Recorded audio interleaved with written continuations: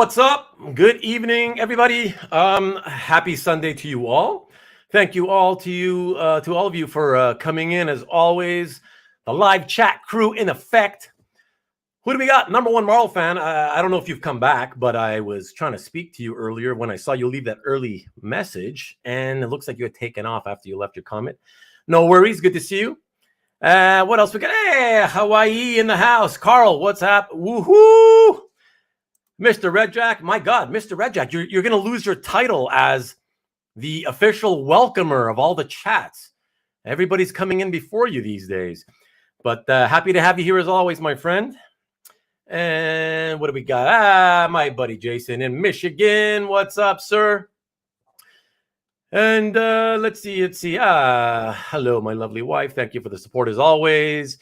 And the live chat crew. For any of you who were there on Friday evening on Nikki B's show. Very, very funny that was. Rickster, good evening to you, sir. Mr. Easy Go Lucky, as always. Thank you very much. And Aruchi is, I guess, I don't know. We'll see if he drops in a bit later. He didn't show up last week. Shockingly, he didn't show up last week at all. That was really shocking. Yeah, whatever, man. The guy's busy. What are you going to do, you know? CJ, as always, thank you, sir. Really appreciate your support.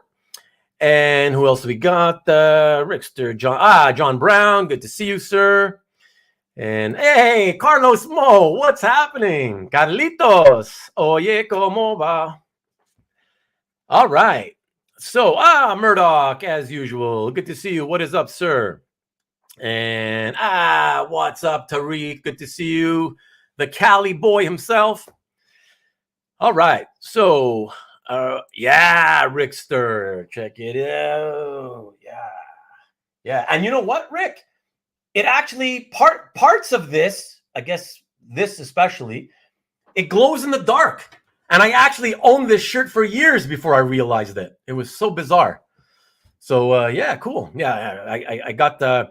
Back in the 90s, I bought myself a Zeppelin complete box set. Well, like yay big, square. Man, and I know it's from the 90s, but god damn, the sound is fabulous. It still sounds so good. But yeah, big Zeppelin fan for sure. All right, everybody. Again, thank you very much. Thank you.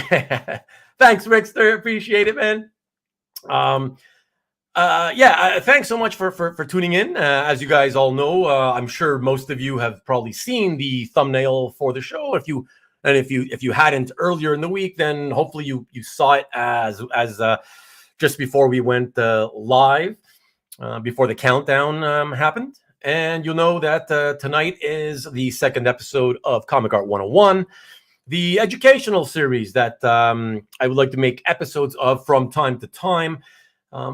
Not only because I want to, but I do tend to get quite a lot of emails week to week, sometimes every month, what have you. More often than not, certainly from newer collectors, people who have been in the hobby, say, just a couple of years or just looking to get into the hobby, and asking questions that I feel, sure, I will help them and I will answer them to the best of my ability, but they ask questions that I know many other people could stand to benefit from, not just them. And in those cases, I decide, well, let's see if I can turn that into an episode to help more people. And thankfully, for tonight's episode, I was able to get Jeff and Dino to come on and want to do presentations of their own, which is going to be fun and fabulous. So there you have it. And for those of you who are not newer collectors, who are more veterans, just keep in mind, especially those of you watching on Rewind, keep in mind that even you guys can learn a little something here and there every now and then. I still learn things from time to time in this hobby. So this type of stuff is interesting and fun at the same time, and everybody can actually benefit from it to some degree. So. So that's it. CJ, I just noticed you're saying, Ruben, the shell answer man. What's that? Shall answer, man. I don't know. You have to explain that one to me. Shall answer, man. Not getting that one. Hey, Ian, thanks for coming in tonight.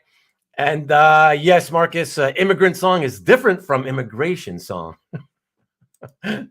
Oh, Mark, what's up, buddy? Just popped in to post a like and get back to work. I appreciate it. I appreciate it. Thank you so much. Always appreciate you anytime you can get, even if it's just to come in and say hello. So thank you. I appreciate you, man. Have a great day at work. And that's it. So everyone, thanks again for dropping in. And with that, why don't we bring in my two friends, all of our friends, of course. They don't need any introduction, so I'm not going to bother. Let's just say they're my cool, kick-ass friends. Jeff Wedding. Greetings, everybody. Dino Mauricio. Good evening, everyone. How are you? Great to see everyone in the chat. Good to see you both. Las Vegas there, Jeff. How you doing? I'm doing good. How are you doing? Good, good. Hey, Ruben. Representing, and I'm leaving you down there for now, Dino, since you're gonna go first with your presentation. I figure leave you first. But what I'm gonna do is you know what, might as well try before we even start. Let me check this out because I don't get to do this often. Because I can't practice it without people here live. Let me see what happens with. Okay, so I drag you here. All right, there we go, and we'll do it that way, and that way everybody can see you more. Look at that smile to die for. Look at that. All right, everybody. So just so you to remind you guys that the theme of tonight's show, the way if you remember the thumbnail, I referred to it as Comic Art 101, subtitled as I always want to say restoration, but conservation, presentation, and storage. Dino will be doing the presentation and storage bit, but he'll be doing it at the beginning. So we're just going to switch it around a bit because he has places to go, places to be a little bit later on in the show. So without further ado, Dino, let's do it, man. Good, thanks, Ruben. And I know we're going to talk a lot about conservation, preservation, and presentation and storage, and they're all actually, in my mind, very related. So Jeff will cover a lot of the details behind the conservation. As I talk through storage and presentation, what I want to do, and because this is an educational show, really geared to share some best practices, some thoughts of mine. There's no right answer, wrong answer. Jeff and I are just experienced collectors that have certain perspective to share in terms of these three topics, and certainly invite you to ask questions and let you see kind of how this takes us. But first I wanted to say that in art and in collectibles in general, there's always been this dichotomy between storage and presentation, right? You either store something so you protect it and put it away, or you present it and basically have it be seen and be viewed.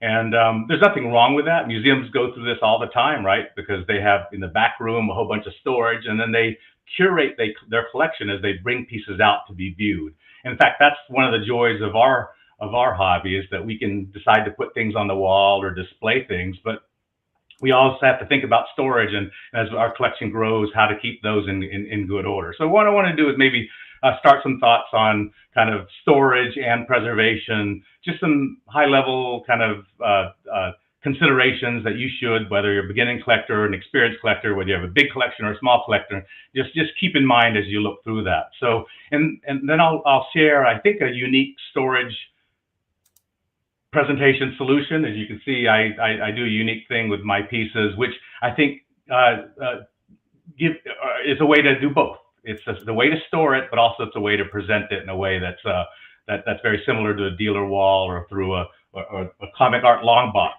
So in this solution, I'll walk you through how I do it in case anyone's interested in trying it, as some of my friend collectors have tried. It was inspired by two things. One is dealer walls. So you've seen like my comic art cave, and just I was always impressed with being able to store things, but also display it in a way that provides multiple pieces all in one wall.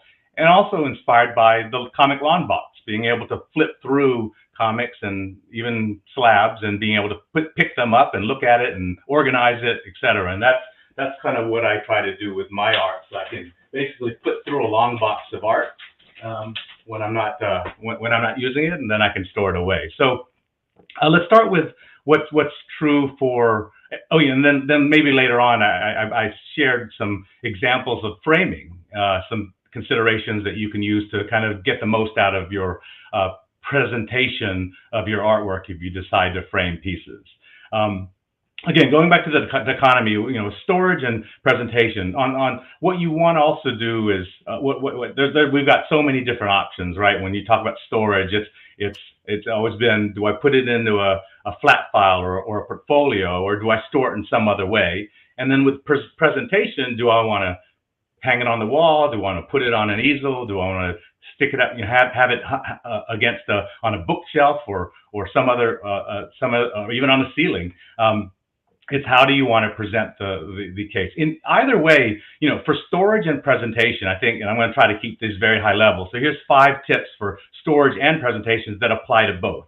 You know, first is obviously we want to avoid direct sunlight. So how you choose to store or how you present or frame your pieces should make sure, or where you frame it should also make sure you, number one, avoid direct sunlight. Second is what they call kind of humidity and temperature. That's what we always say. Cool, dry places are great homes for art. So when you store, or even when you hang things on a wall, think about what rooms would provide a cool, dry place.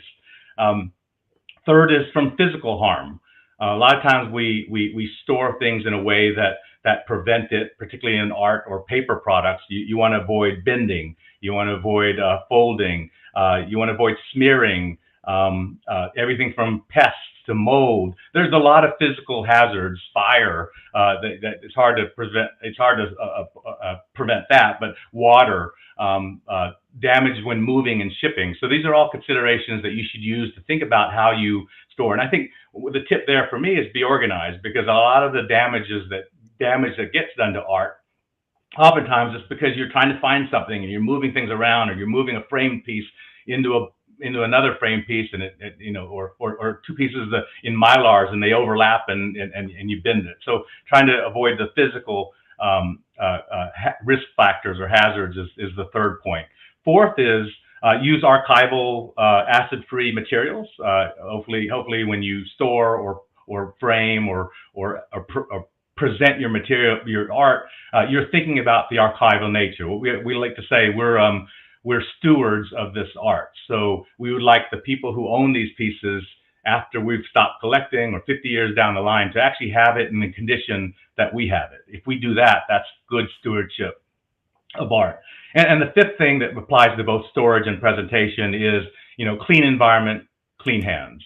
So everything I sometimes use gloves, so I make sure everything, my tabletop, my hands, the materials I'm using, even my scissors and tapes, those are all clean of dirt and debris that could otherwise harm the art. So those are the considerations when I think of storage and presentation. In terms of if I could just interject hey, Jeff, for one second here, I second all of Dino's 5 things there, and I thank you, everybody. Good night. Dino covered all. No, we're going to get in more detail, I guess, with the conservation on how to kind of keep things fresh. So I'm going to really now shift into kind of I'm going to shift to the kind of just explain kind of my storage solution, and I think it does it reflects a lot of my beliefs in terms of what would be an optimal way to kind of protect this art. And we spend a lot of time, all of us, you know, looking for these and buying them and take great pride in having them. And I think, you know, just having a way to store it and present it in a way that makes us proud and makes us really enjoy having these pieces, allowing us to look every day at them, I think is really important. So actually, let me just take some. I'm just going to go to the presentation side for a minute and just talk through my 5 tips for presentation. One is present what you love. You'll never be able to, even Bill has trouble having wall space and all the art on his pieces. I think choosing which ones to display is a curation. You're choosing one of many to put on your wall, to get it framed, to put it in a Mylar or some more permanent display. So you have to be very, I guess, selective in which ones you want. And for me personally, when I frame something, it's something that I want to see every day or often. So, and also something that is a keeper in my collection that I'm not going to be thinking about, trading or selling 3 weeks later.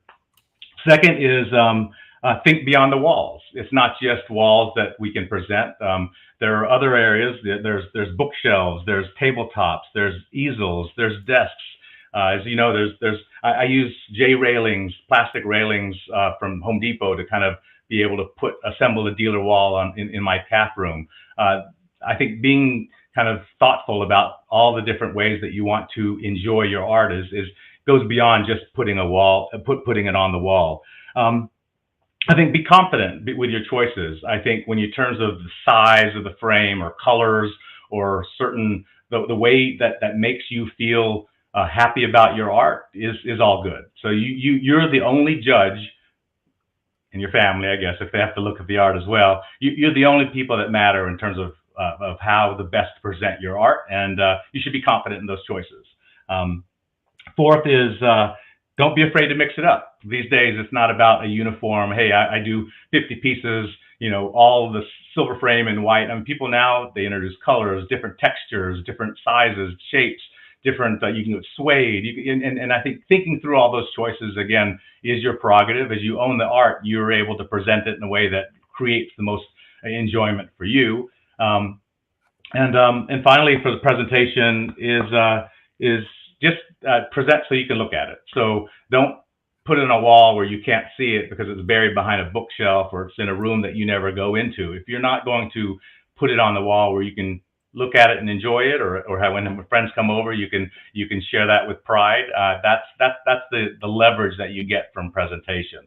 And later on, I have 4 or 5 framed pieces that I can introduce some of the things that framers are doing these days to kind of enhance the way you present your art. So, but what I want to do is kind of talk about kind of this solution, because I think it gets to the heart of kind of my philosophy behind storage and presentation. So as many of you know, what I did, this is that McFarland Hulk piece that I posted yesterday.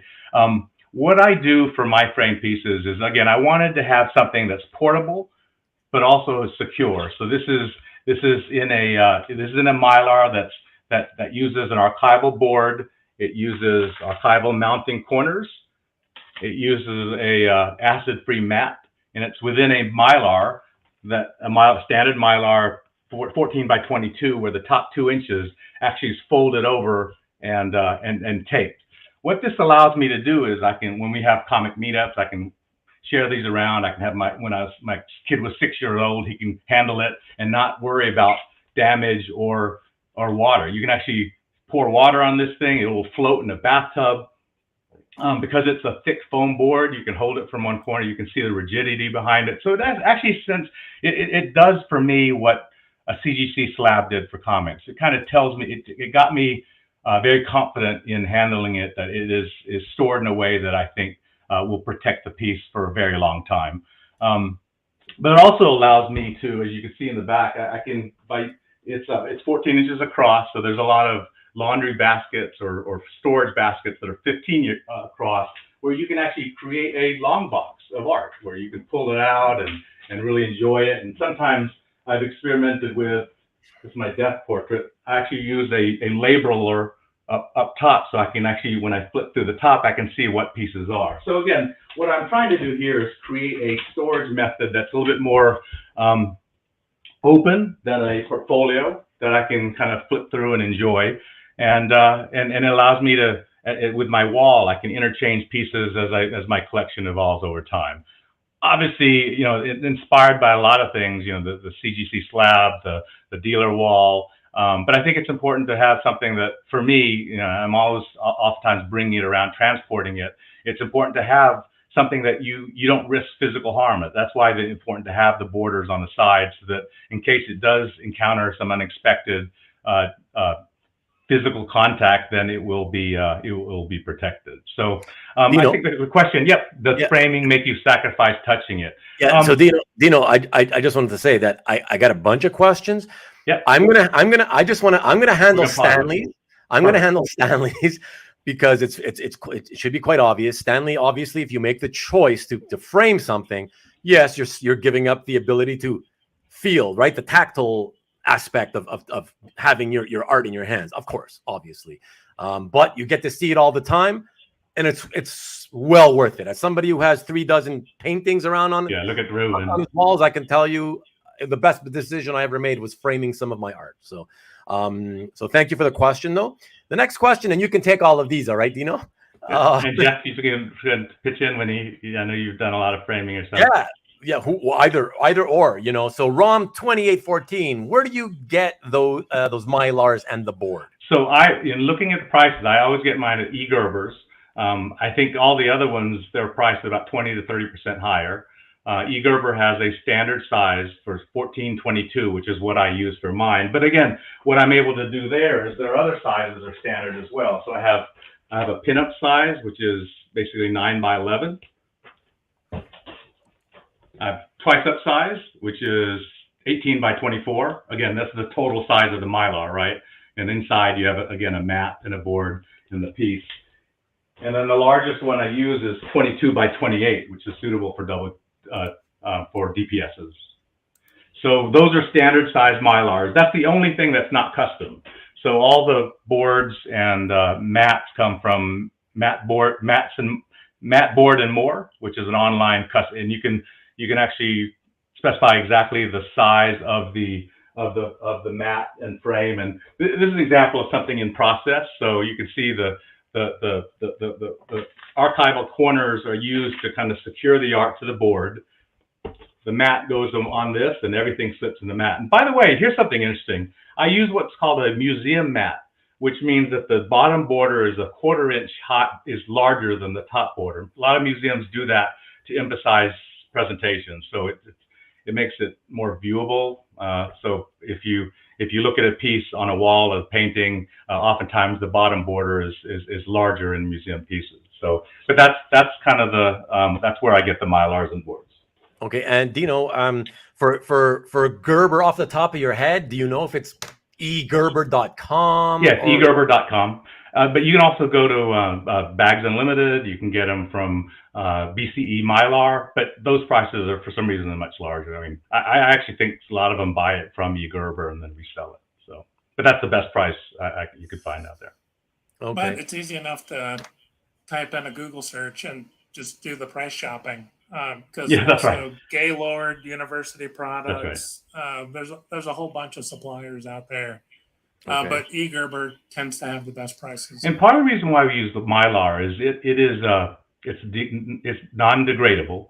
It actually can, I don't know, Jeff, you can leave it a document in the Mylar for 100 years, I think, and it breathes, but it does. We'll get to that, but yeah, but it's better than the poly bags that a lot of people used to use for art and comics. We've learned that, and that's why we like. And Mylar does have this nice clarity, and it has a nice kind of sheen to it that gives the piece, I think, a better presentation in hand. So, my Mylars are, I think we use 4 mil, which is the thick Mylar. There's also 2 mil if you want something a little bit lighter. Okay, I just wanted to mention for Jason, obviously, I'm hoping that's good enough to get you started, Jason. But for all of you who are interested, at some point, I will after tonight, I'll in the description, if you want to come back to the description of this video, I'll down below, I'll end up adding some URLs for these places where you can pick this stuff up. And that can be helpful for everybody as well, you know. And so Derek says or asks, does the panel have presentation tips for painted pieces versus pencil and ink pages? And would you treat them the same? Do you treat them the same or differently? And if it's differently, how so? Any one of us three can answer that. My preference is, I think there's a choice between contemporary and traditional framing.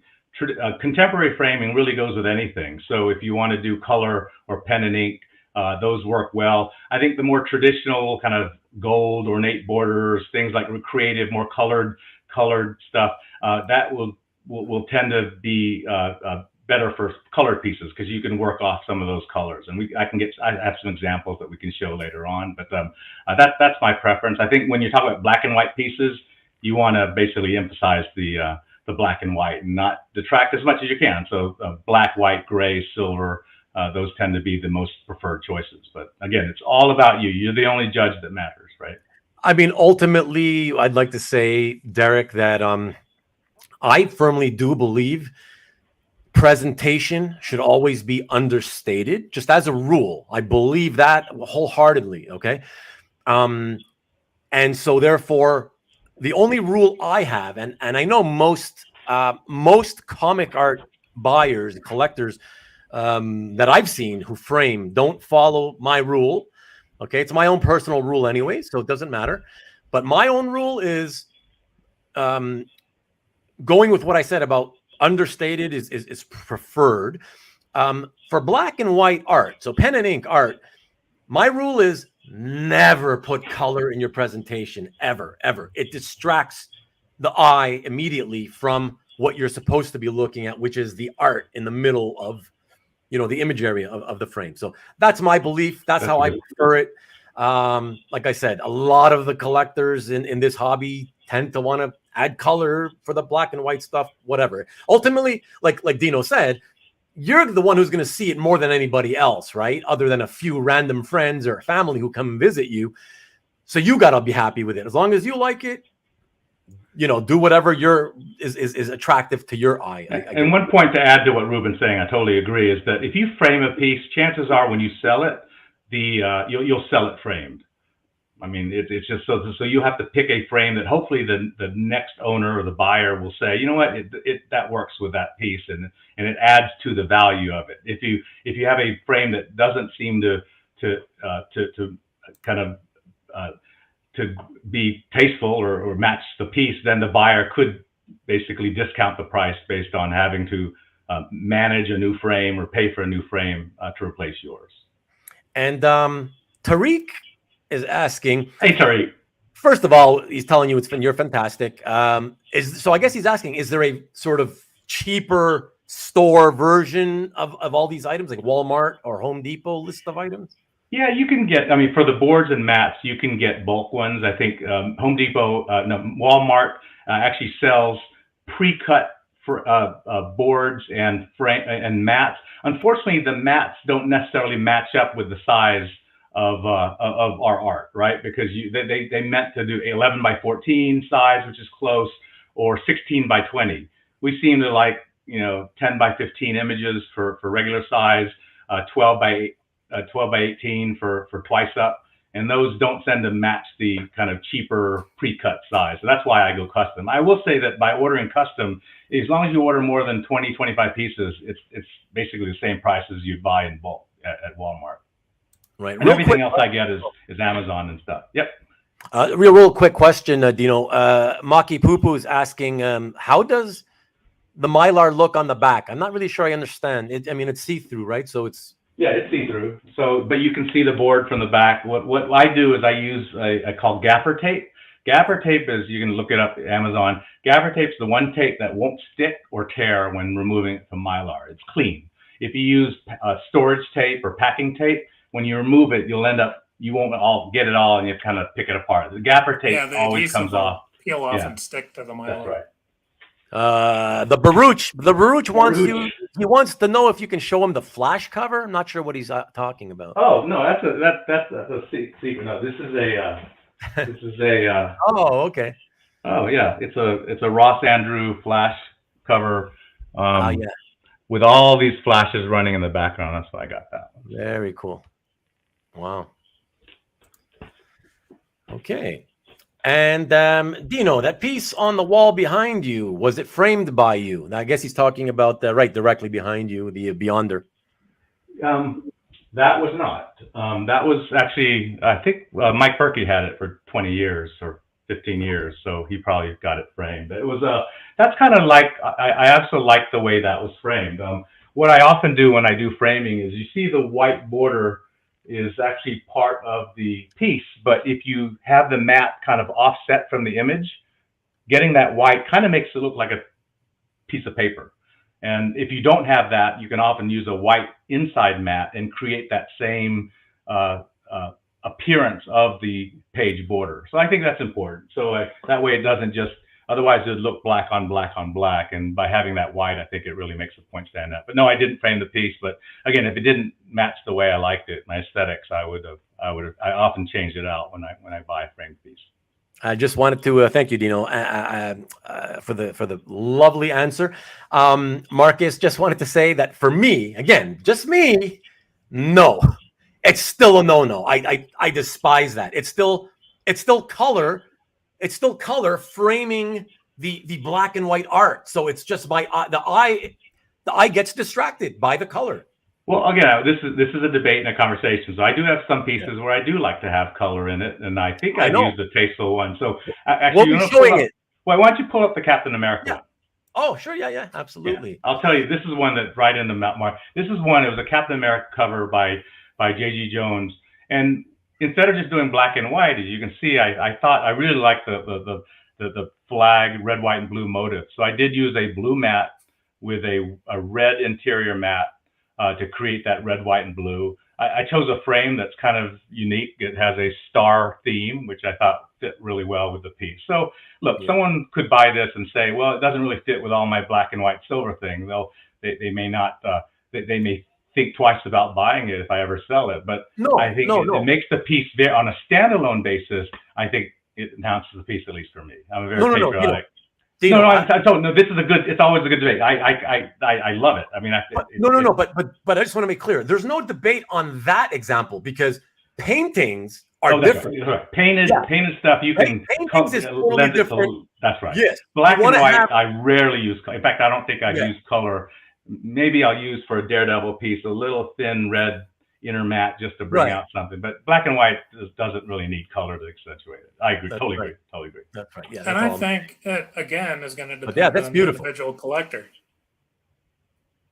It's if someone has a very modern sort of black and white house, they may want that pop of color to attract your attention to the piece on the wall by having that thin inner mat be a pop of red or something.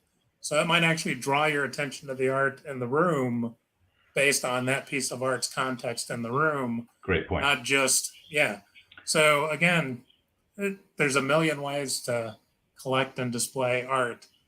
Ultimately, that's what makes it fun. And works for you. And part of it is a trial and error. It is an artistic expression. You got to get a couple pieces and frame them up and see how they look before you figure out what style it is you really like and what works.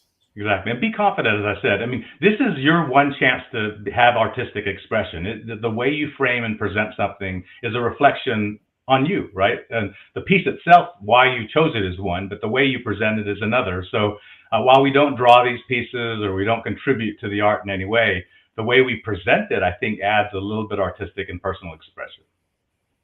Yep. Here we got an interesting sort of example of what can happen.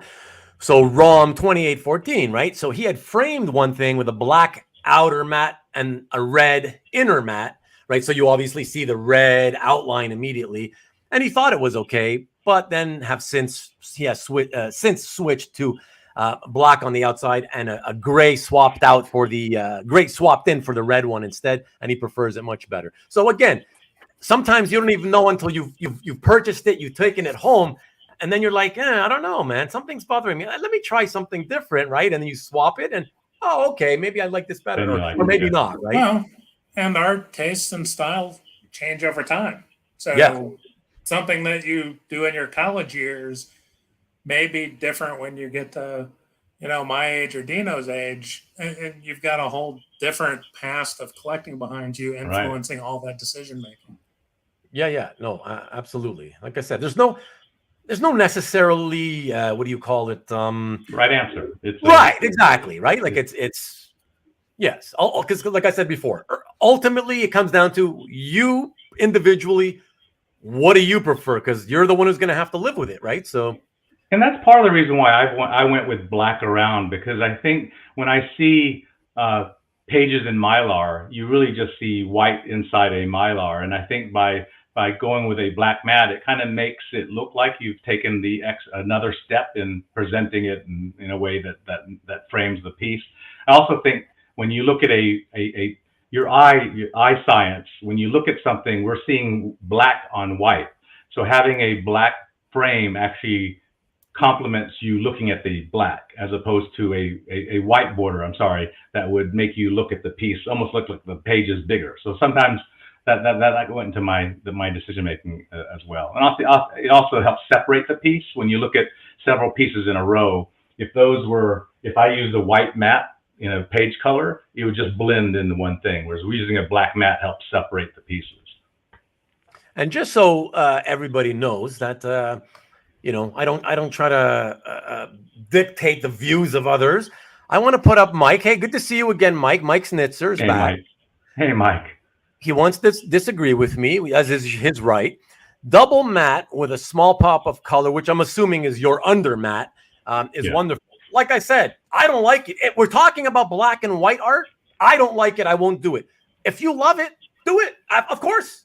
Because you don't got to care what I think about it. You got to care what you think about it. You're going to be looking at it, right? I have seen collectors actually put a inner matte color that matches the character. So when they put a Thanos piece, it's purple. Daredevil, it's red. Yeah, I know. Captain America, it's blue. Which I think it's another way to self-express and adds to the piece. If you're the owner, that's your prerogative, right? Yeah, so for sure. You're the only judge that matters. Stanley's asking, if you sell a frame piece, is it better to unframe it? I'm sure we all have our answers to that.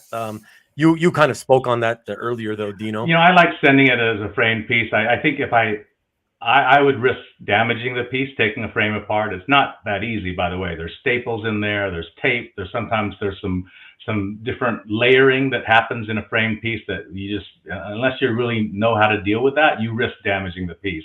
So yeah, I think it just depends on the level of framing. Correct. Okay. I just want to say that in my case, I always take out of the frame and send it without the frame. My reasoning, which I'm sure you'd want to know, it's more about safety. But remember, I'm also in Canada. So for me, right, it has to get to the border. Then I can't trust that the customs agents at the border, when the post office hands it over to them and then they hand it over to the USPS, and so on and so forth, the more it gets handled, the thing can break, Right. So I will say I have shipped some where I remove the glass and I ship everything else, but without the glass. But then at the same time, most of the stuff that I frame, it's with museum glass, really expensive, and I feel bad about not giving it to the person with the frame, But at the same time, I'd just rather be erring on the side of caution than, giving the person the glass that it'll look beautiful if it arrives in one piece, And thankfully, these days, I think they introduced it 4 years ago. Now you get museum quality polycarbonate. I mean, it's a acrylic. Sorry. It's instead of glass. So for larger pieces, it makes it a little bit lighter weight, so it's not as heavy. In case it falls off the wall, it won't crack, and you can also ship it in it without having to damage the pieces. AML, what's up? And Ian wanted to know, because he and I know, by the way, Ian, I saw your question earlier. I was going to get around to it. It's just, there's a lot of, and I'm always behind by a few minutes. So you mentioned that, that you'd learned things in the past by using poly bags with art, whatever. Yeah, so one thing that Mylar does, and this is more in Jeff's section, is I think it creates the right breathability for any paper product, whether it's a comic or art. The problem with the poly bag is when it's sealed, and typically you seal comics with tape, it creates a fixed space for air, and when air doesn't circulate, it damages paper products over time. And that, for comics, you get foxing, silverfish, you get some decaying of the actual fiber if it doesn't breathe well. But Mylar, you can close it so it protects it, but it does have some breathability. I think that's what I've been told, and it does not adhere to art at higher temperature. So I think with polybag, if the art is touching polybag and you would raise it to a hot day, 95 degrees or something, that poly could melt and smear your art. That would be bad. Hoarder's Hide, my friend Scott, who will be on the show probably in a couple of weeks. Hey, he's saying framing tastes also change, like we were saying earlier, and he's literally reframed or decommissioned everything that he framed 15 to 20 years ago, So there you go. Yeah, and 15, 20 years ago, this is back when I mean, 30 years ago when I was doing maps and historical documents, a lot of framers, they actually what was called, they actually took a piece and put it on a board, like glued it to a foam board. It's called a core.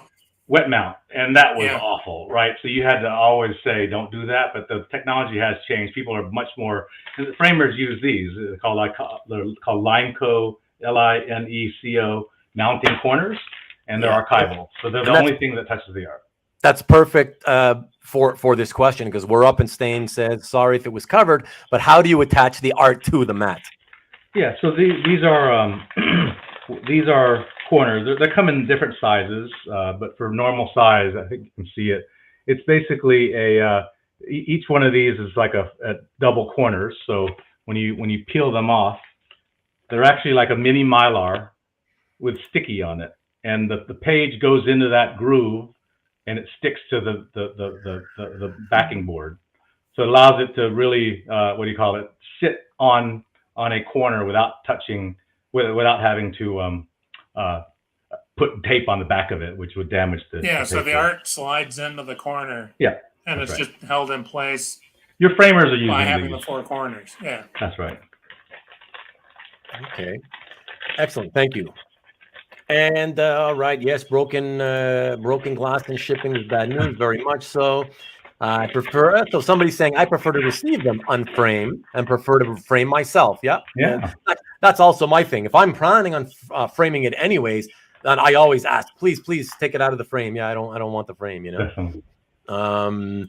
Mr. Red Jack, I use those individual lights over some of my wall art, especially if it's the only piece hanging on the wall. Are you talking about the ones that Dino has? Is that what you're referring to, Brian? No. Sometimes when you frame a piece, you can buy these.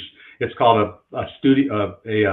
Oh, I know what you're talking about. It's a plaque light. It's a rod light that kind of it's like the monitor light, which actually is focused on the piece. I like that. I mean, certainly they won't damage the piece if it's framed correctly, but it does. It looks cool, right? Because I think when you have to, again, think of presentation. A long time ago, you used to have rooms that don't have like new modern lighting. You just have a big centerpiece light, right, or chandelier, and that means that anytime you see a piece of art around the room, you're going to create a shadow on the art that you're viewing. Whereas nowadays, most people have like indirect lights that allow you to see a piece without having to cast shadows, which is important. Right. The lighting is a big piece of it. And also, just let me throw these out. So eye level, museums use 58 to 60 as the eye level. So you should center the size of your piece to 58 to 60 inches so that you'll be able to have a good viewpoint of the art. And that way, if you do 6 pieces in a row, if you center the middle on the eye level of between 56 to 60 inches, they'll all look aligned. Yeah, I mean, that's the kind of advice that you definitely give if you want sort of perfection, so to speak, the optimal, that's a good word, the optimal way to look at art. You're absolutely correct. The only thing is I want to add is it'll probably fall in this hobby anyways. It probably will fall on deaf ears. That's right. I'm just saying, if you have any signature piece that you want to, and I think that's why that's why it's all you want to think about how you're displaying it. And for art, these aren't necessarily canvases that you can only fit one on a wall. So you can really do groups. And also when you do a grouping like Rubén does, remember when someone views it, they're going to view that whole arrangement as one unit. So you have to think about how it balances, how it's the right spacing. You consider all the pieces in a arrangement that makes sense, has harmony and balance. So you don't want to have like one big piece and then a whole bunch of small pieces right next to it, because as a viewer, you want to be able to scan and look at things. So yeah, exactly. Hey, Gabe. What's up, Gabe? Good to see you. And because that's exactly it. I mean, ultimately, most people, they just don't even have much room, right? Enough to do things the optimal way, obviously. But it's good advice, and if you can, and especially for a lot of people who complain, I don't have enough room. But most people will have room enough for, let's say, one piece. Maybe it's your favorite piece, and I always say you should every collector should have at least one piece framed. I'm telling you, you can't really appreciate it until you see it nicely framed. Right. It really enhances the And in those cases, when if it's just you're talking about one, definitely consider what Dino said about the how you hang it, where, in terms of how the height and all that it's eye level, optimal. You don't want to be doing this to look at it. That's the whole point. I have to, like I said, I got 2 rows up here, but that's what you do. It's either that, or like most collectors end up, they're faced with that situation where, well, I either do it optimally or I only get to show maybe half of the amount of pieces that I would otherwise be able to hang. And that's why a lot of collectors will be like, well, I'd rather have more stuff on my wall, whatever. But that's just how it goes. But to each their own, right? And I think a lot of collectors go through this as well when they first start framing. They go, do I want to spend, $250 on a framing where I can just buy another piece of art? And yes, it does make sense. You're never going to get, quote, return or appreciation out of the framing. But if it helps you, again, see a piece and enjoy it every day. This is my office. I work here every day. When I have my 5 pieces on the wall, I get to see it and enjoy it every day. And if it were in a closet, even if it was in my storage, I wouldn't get to. So again, that's an investment so you can enjoy the pieces. And I think once you start, you really appreciate that. Yeah, don't discount I know it's easy to get lost in the whole, but we're all used to having our artwork climb in value so much. Don't get lost in, but the framing costs so much, and then you lose the value. I'm telling you, the enjoyment you will get from that is worth so much more than the money it costs. It doesn't feel like it at first, but you'll see when you do. I actually know several collectors that will spend $200 to frame a $70 or $80 commission. Because it really makes it enjoyable to see it. So it really enhances the beauty of the piece. Yeah. Absolutely. And just to highlight the difference in the range of us collectors, the first 3 interior pages I got were from Bob McLeod back in the day. Mm-hmm. And framed all 3 of them, hung them for about a year. I haven't framed a piece of art since. Marcus wants to let you know that his office is the bathroom. Well, because that's his favorite chairs in there. Yes, and so he wants you just to know have the extra humidity consideration. Yeah, I don't have anything in the bathroom because of the shower. Well, he asked me. He wants me to ask you, Dino, since you're doing the presentation. Marcus wants to know: would this be a proper presentation? For the crotch goblin, he deserves any throne he wants. So I think that's really valid. I would have no problems of it being there, especially as that 99 times out of 10 when you're viewing it, Marcus, you're probably in your birthday suit, so it's appropriate. That looks good to me, Marcus. I mean, I think you've got it, man. You've got it. People take notes. All right. So the timing is working out pretty good. Why don't we get to do you want to hit the more of the visuals and show them the other presentation that you have, or do you want to? Is there anything else you'd want to say first? Well, no, I'll do whatever. I do have. Maybe I'll show. Maybe pick 3 of those frame pieces. I'll talk about some nuances with that, and then I can just turn it over to Jeff and we take questions. It's not like there's many. We can show them all. Let's see here. But I wanted to highlight some ways of things about talking about them. Just for your, again, this is all just for your consideration as you go through and think about framing or presenting your art. Yeah, it's just options, everybody. I wanted to say that at the top of the hour, at the beginning of the show. For anybody coming in late, everything you're going to hear tonight, please understand that we are doing nothing other than presenting options for you. Your own mileage will vary. Yes, we are no way saying you got to do this if you want to get into this hobby. Not at all. Okay, that's just options. They're there for you to do with what you will. Well, all right, excellent. Did you, Dino? Did you want me to now that just pick one? I can talk. No, I was going to say you've already done the presentation on how you do your storage and presentation. So do you want me to do that? Should I even show that? Yeah, just why don't you show the slide, and Ruben can put it somewhere. So this is like a step-by-step on how it does. So you can see all you need is a piece of is tape and the Mylar corners. You see the Mylar and the mat and the board and the piece of art. You line up the image, how you get it like you like it, with the mat. You take off the mat, and then you affix the corners to secure it onto the board. You put it in the Mylar, you fold over the top and put a piece of tape to secure it, seal, and then you can enjoy it. And I do put gaffer tape at the very end. That way, when you have it just stays secure for much longer, and you don't have to worry about the back flipping up. But again, this is just what I've found is a really, really good and useful way to store art that is presentable as well. Yeah, and I will say, when you see the Comic Link and Heritage booths now at conventions, they look awful like that. Yeah, they're in the case stuff, but they're showing off the premium stuff. Yeah, they're not just in Mylar anymore. They're on boards, and sometimes with mats as well. Right, and for anybody who remember, you can either pause it now or just watch the rest of the show. I prefer just while you might as well, you're here live, watch it live, but you can always come back to the video. It'll always be there, so you can look at that, and there you go. Okay, so let us go. So just quickly, just wanted to give you some considerations on framing that these examples have. Yes, some examples of Dino's framing. All right, so let's take a look at this beautiful Daredevil, which we saw last week. Yeah, so this one is a use of,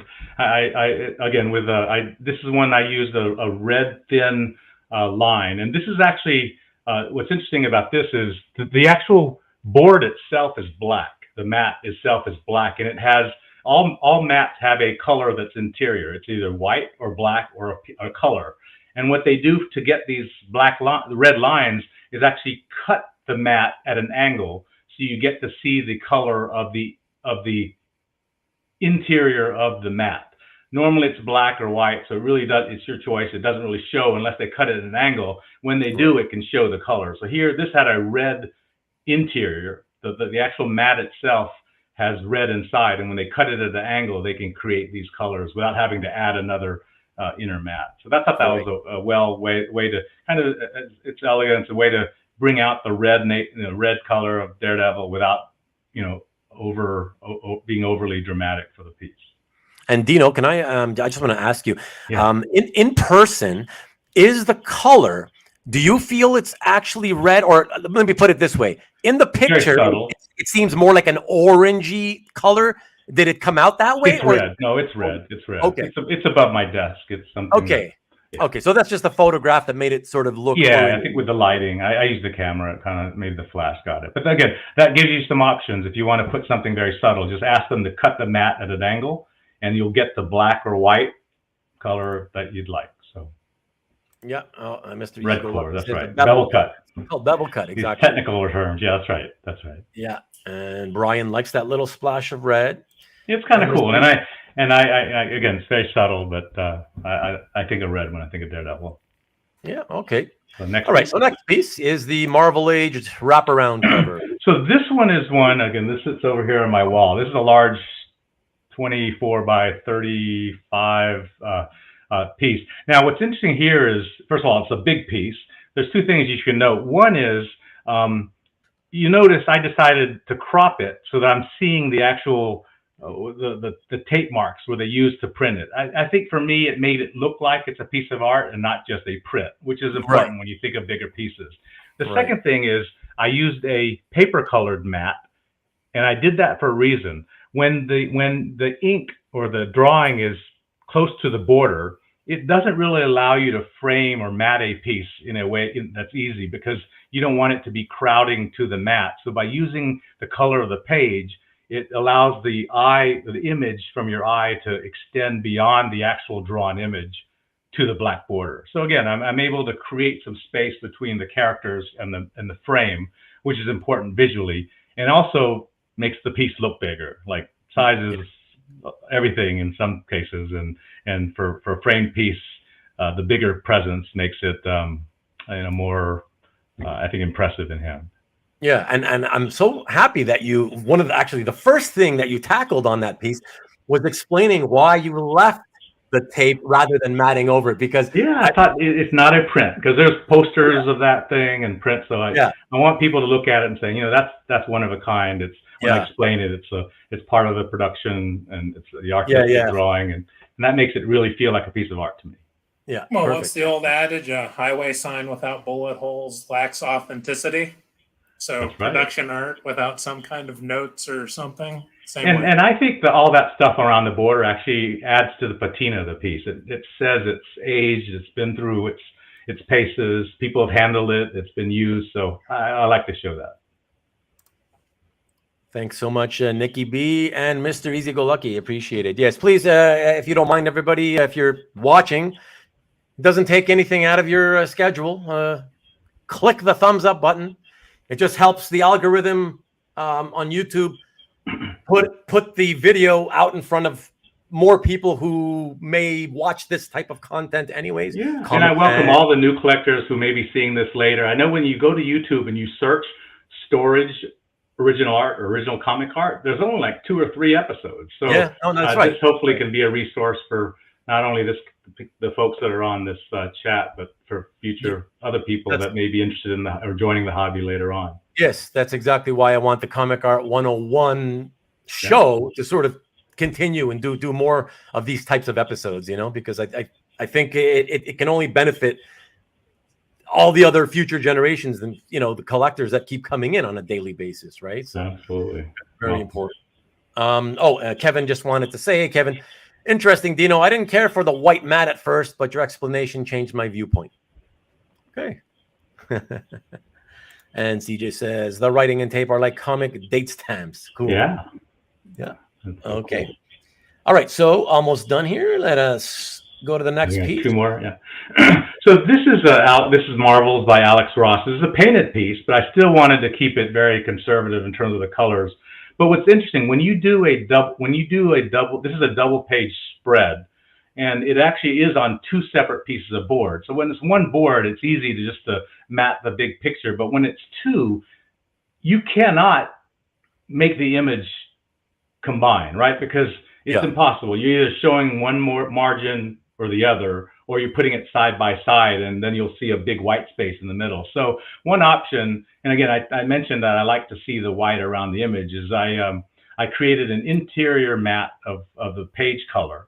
And then I let it, basically I created 2 cutouts. So it looks like 2 pages that become one seamless image, but I did have the mat run down the middle. And I thought, again, there's no right answer, but by doing it that way, and then I added a bezel, a silver bezel on the interior of the frame, which is another consideration you can do if you don't want to have it around the actually opening for the art. It's too busy. You can put it around so it's right next to the frame, and it gives it some substance, gives some eye appeal, and certainly centers your focus on the art. So that's how I did. I wanted to show that that's a tricky thing for a lot of folks, because they don't frame these things because it's tricky to get them to look right. But that's what I did for this one. Yeah, no, it's this is it's a nice one. I have to say, I don't think it's a wild guess, but on this one, it appears you did not go for museum glass. Would that be correct? This one is museum glass. What I did in Photoshop, I took away the little purple. What happens when you look at museum glass? The light appears purple. It doesn't appear as white. And I just use Photoshop to. What I'm asking actually is because the reason I get museum glass on my stuff is because it's made with iron filings. Okay, and anyways, I don't want to go into the whole explanation, but it helps to reduce the glare tremendously compared to regular UV glass. And on that particular piece, I see a ton of glare. That's why I was like, okay, that can't possibly be. Yeah, it may. Well, this was one of the. I framed this one in 2008 or 2009. So I mean, they've improved a lot of the museum glass. At that point, it was called conservation glass. So it may not be the actual anti-reflection qualities have, maybe it wasn't as pronounced at that. That's perhaps. Well, and there's different levels of reflectivity based on the glass manufacturer. Yeah. So, one of the things that I always like to point out is there's no industry definition for acid-free. Right. There's a whole slew of components that can be considered when making an acid-free product. And in fact, when you start talking about the polys, we never use the term acid-free in the industry. Right. It's inert. So it's a non-reactive material. And we use the word inert in terms of polys. So you may see variation. And again, as Dino's pointed out, none of the products that we're likely to be talking about tonight have been around for 100 years. No, that's right. These are all things that have come about in the last 20 years or the last 50 years. Yeah. And so as the move towards these collections and collector markets are happening, the manufacturers are developing new and better materials. Which is great for us as a hobby. I mean, you see these con pictures of dealers in the 80s, and they're just stacking art bare against each other and throwing it around the table, and people are picking up while they're drinking their coffee and eating their ham sandwich. It was, I mean, the level of knowledge about protecting these things and conservation and storage has gone leaps and bounds since then, which is good. And people 10 to 15 years from now, they'll be laughing at the stuff we're doing, I think. Yeah. So. Okay, last one, Dino. Last one, okay, and then I'll hand it over to Jeff. All righty, let's take a look at this beauty. Okay, so this is a black and white. This one actually is in the Comic League auction later this month. It's the Tim Bradstreet Punisher Max 5 cover, which I owned for about 12 years. When I framed it, I noticed first the framers had this skull-themed black frame, which I used. I was so happy with. But then, given the kind of the way the image is from Tim Bradstreet, it actually, his image includes the inner black border. And so if I was using a black mat, I introduced the white inner mat. So it creates a black, white coming out to the edge, which I thought was kind of cool, given those are the colors of Punisher. So this is a way to have your mat and frame really tie to the piece pretty well. And I mean, when I get stuff like this and get to frame it, I really feel proud of doing something that would be more, I think, interesting than if I just put a black mat, which goes right into the inside of the image, and it'll just, I mean, it would have been a little bit more plain. So I went with something more bold, and I figured it fit the piece really well. So black, white. It's for me, it's my favorite one, my favorite presentation of all the frame pieces so far. Mm-hmm. Guess why? Because there's no color. There's no color. Well, yeah. On a black and white piece, obviously. You're right. You're right. But I thought that was kind of cool to share. But yeah. And beautiful. And I like you. I some people don't. My framer doesn't. I like contrast when it comes to black and white art with black and white presentation. So I like to have the white, the black, the white, right? To me, it looks classy. It looks like it's got more class to it, you know. And that piece in particular, with the background geometry behind him, with those rectangular pieces, again, it was a way for me to be an artist. So yeah. But I hope this was helpful. I'm going to turn it over to my colleague and panelist Jeff now. But I hope this was helpful. Again, I wanted to share some thoughts when Ruben invited me to, and again, have fun with it. Be courageous. Be confident, and take care of the art. At the end of the day, as long as you do no harm and preserve and protect the art, you can do whatever you want with it. You can show it, you can just store it so no one else sees it, or you can display it for all to enjoy. But remember, these are all things that could be helpful as in your collector journey. So I'll sign off now. I'll hand the baton over to Jeff. But thank you, Ruben. Thank you, Jeff. Oh, thank you. Thank you so much, Dino. Really, really appreciate you. 2 weeks in a row, especially, man. It really means a lot to me. I know because of the time, you probably have to go. You can't even hang out, right? Yeah, no, I'll be in the chat later, but I'll just, I do have a commitment. But thank you very much, guys. Yeah. Thanks, man.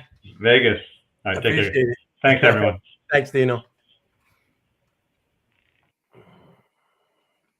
Hey. I always enjoy a peek into the Dino collection. Yes. Yes, absolutely. And look at you. Now it's you. You've got the spotlight is all on you now. You've got to carry us the rest of the way. I think you can handle it. We can have a very short show for a change and not break a 3-hour record. Well, the record's going to be hard to beat because last week was 3 hours 20 minutes. So I don't I can't see how another one could be broken anytime soon. But with me, you never know, right? So hey, once the conversation starts flowing, it just goes where it goes. That's exactly it. And of course, many thanks to all of you guys for supporting Dino. Thank you very, very much for being so kind and for asking all the questions that you guys do.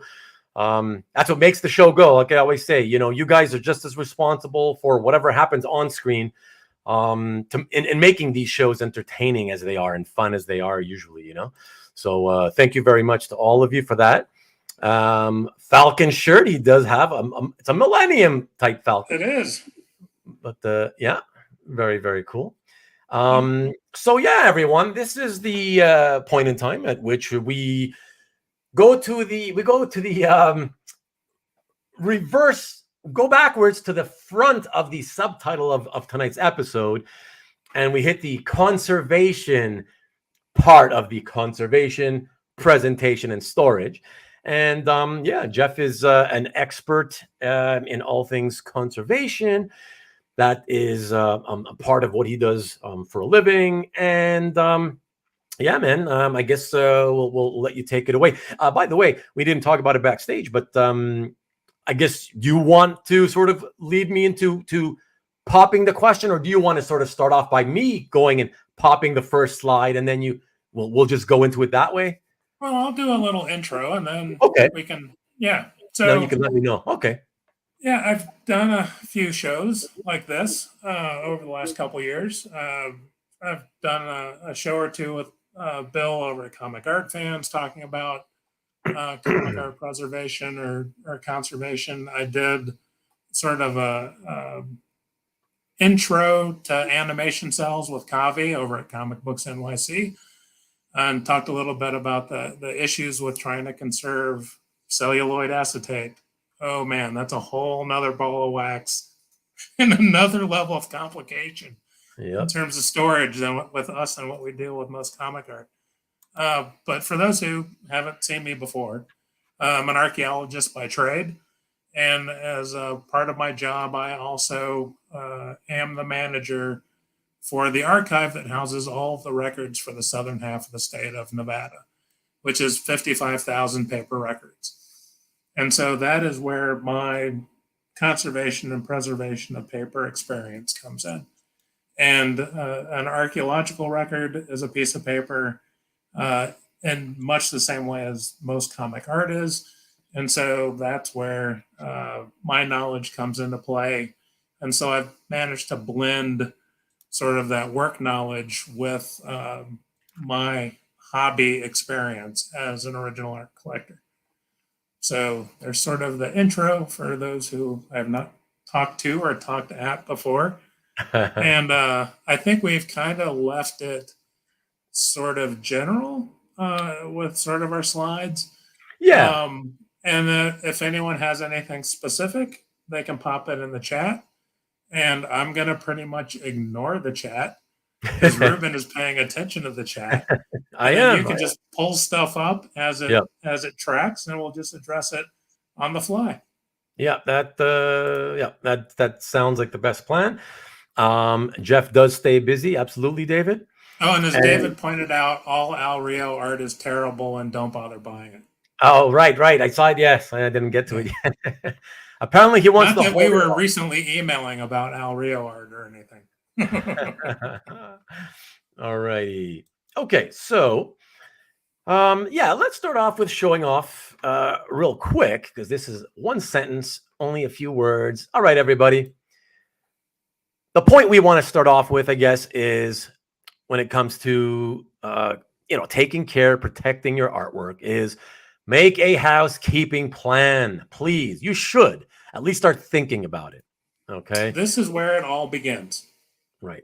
So And as you'll see as we kind of go through, this is all sort of spawned out of an email chain that Rubén and I kicked back and forth. There's a lot of thought that should go into how much time and money you're going to invest in terms of preservation, conservation, archival materials for your collection. How long do you intend to keep a piece of art?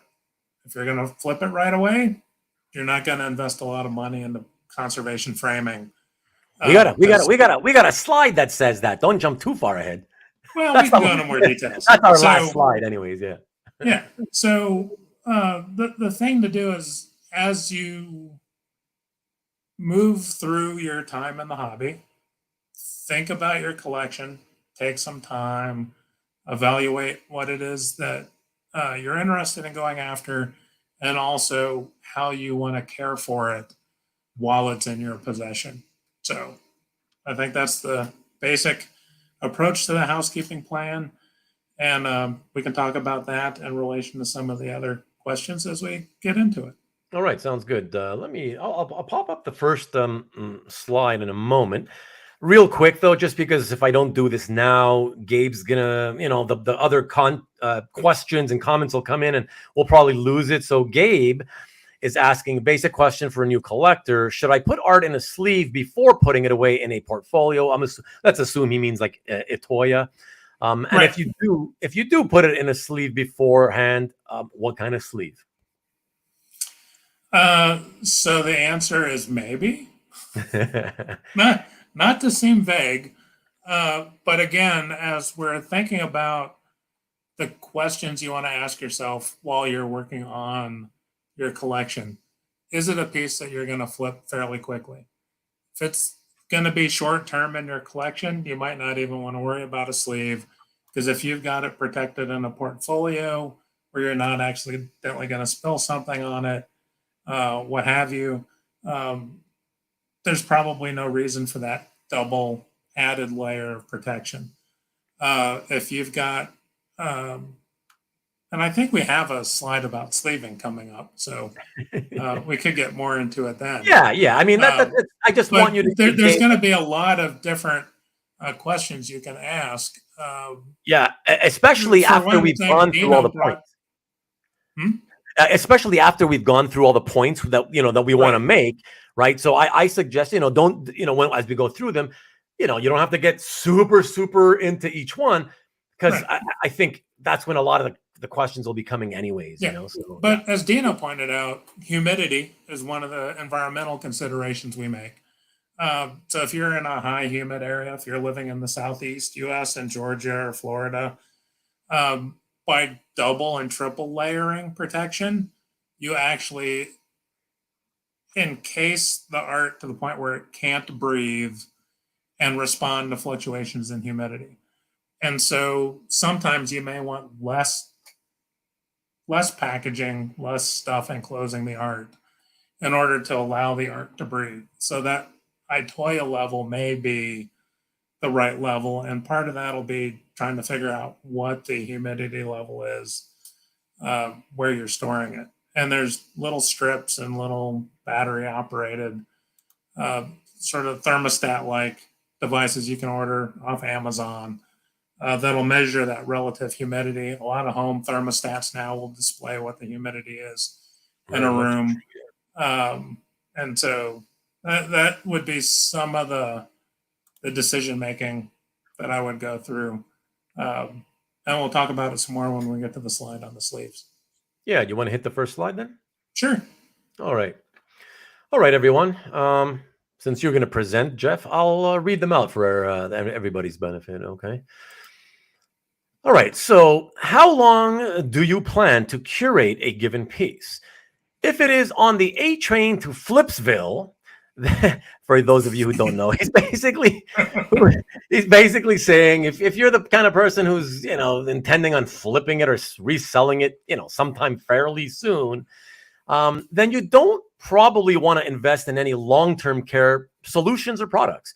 A box, a bin, or a portfolio might be right for you for short-term storage, right, Jeff?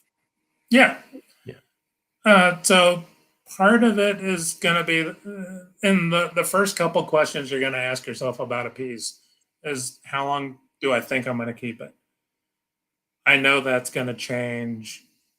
You know, you pick up a piece today and you think this is the forever piece, the grail that is going to be the cornerstone of my collection. And then you decide you like Captain America more than Spider-Man and you want to change it for a different character. Or a new book comes out with a better storyline, you want to upgrade, or there's just a better example that you want to upgrade that piece to. But if you really think it is a piece you're picking up short term, then you're probably not going to want to spend a lot of time or acquire a lot of extra materials to store or frame that piece of art. Yeah, that's well said. Listen, I mean, I always sort of say, you know, it seems to be sort of obvious, right? But then again, I have to remind myself, I'm constantly surprised that certain people that they don't think it's obvious. And to them, right, they really didn't know, and it just doesn't click, I guess. So it's good that we cover even these little issues that may seem obvious to you and me, for example, right? But may not. Yeah, be. I mean, for the most part, I'm a black hole collector. What comes in doesn't go back out again. But there are pieces that I have sold, especially in the last few years, where I have taken a moment to go through the collection and just sort of do that fine tuning. And you think, well, you know, this piece really isn't sort of in the lane with where I'm trying to go anymore. And you then exchange it for something else. So part of it is just going to be trying to decide, okay, which parts are going to be the longer term parts that I want to put the effort into to do something with versus that which you're thinking really are going to be the short term pieces. Exactly. Good evening, Hart, my friend. Good to see you, and thank you for tuning in, late or not. I'm very happy to see you. I appreciate it, man. And Gabe, if in case you're wondering about my answer to your question, I just want to, and again, remember, we should repeat once in a while for anybody coming in late. There's not always, sometimes there is, but not always a absolute answer, right or wrong, right? And I just want to say, just because I'm not an expert in conservation by any means, but I do have 25 years and counting now experience in the hobby. And just by what I have learned through my own experiences, I can certainly give you guys information on what has happened with me over that amount of time, right? And so, Gabe, I just wanted to mention that for me, I have been using portfolios in the 25 years I've been in the hobby, and I have not used bags, so I do not put them in poly bags and then slip them in. And I can say that although I do not have many pieces that are, you know, that I bought way back 20 years or 25 years ago, I still have a few that I've owned for about 20 years that have been in portfolios for a couple of decades. And I can tell you, I look at my collection a lot, I think more than a lot of other collectors. And I can tell you that as I examine it, not only to look, to enjoy, but I examine also because I'm curious about my older pieces as to whether there may be any condition issues arising from the amount of time that I've had them and or the storage issues that I'm using, you know, storage solutions, I should say, that I'm using. And I can tell you that so far, I have not seen anything of notice that would make me think, ooh, I don't know, you know, I don't know, maybe I should pull them out of these portfolios, or maybe after a certain amount of years in a portfolio, I should probably start thinking of something else. I visually, with my own naked eye, I can just say I have not as of yet noticed anything. I do want you to know, though, because there's so many factors that contribute to this. I live in Canada, so yes, most of you think of it as a cold climate. But for 6 months a year, it's still warm to hot. and humid. And but we, of course, in those hot, humid months, we have air conditioning.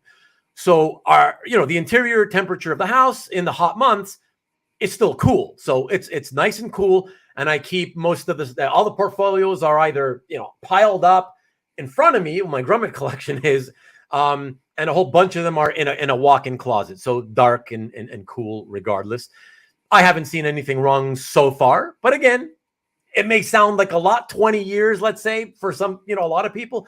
But ultimately, we're going to get into the whole talk about, well, what about for future generations? How long is this stuff going to last? And yeah, I can tell you for the almost one generation that some of my pieces that I've owned so far, I haven't noticed any issues as of yet. So for what's that worth, for whatever that's worth, Gabe and everybody else, that's what you're getting from just a guy who's been doing this for about 20, 25 years, so.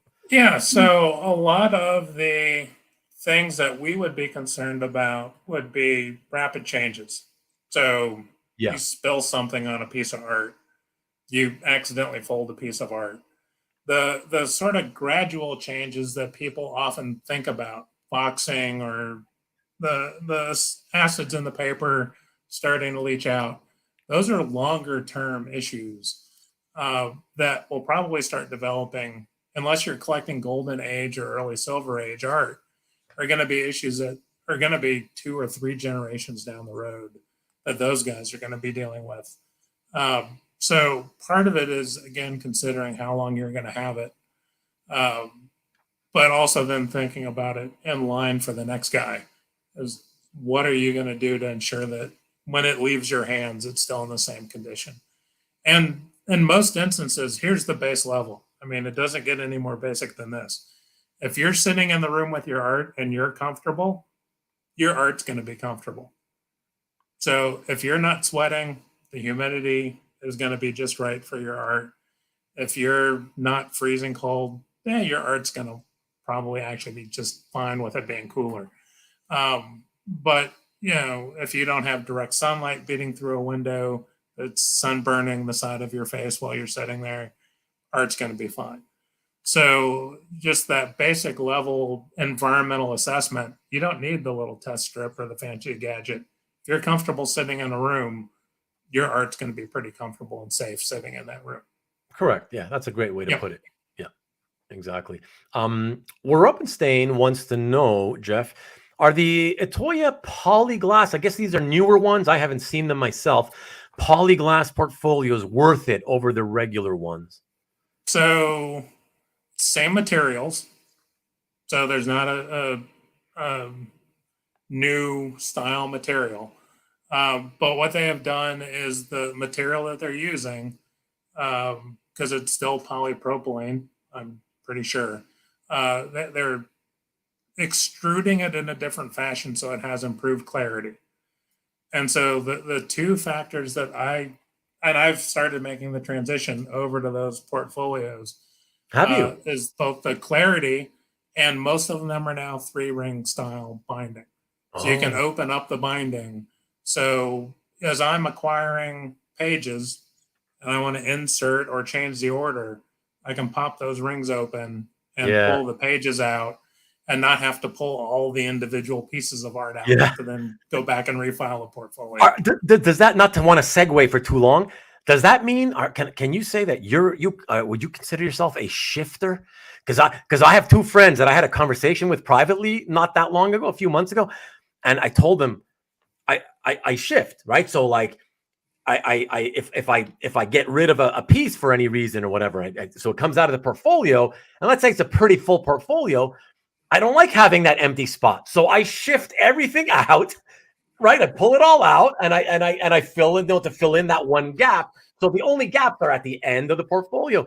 They were laughing their asses off at me, and I said, "Look, but I kind of have obsessive compulsive nature, And like, and that's a consideration for you as an individual collector, is seeing that empty slot is going to trigger you to do it. For me, with being a Star Wars focused collector, I try to keep the portfolios grouped by title.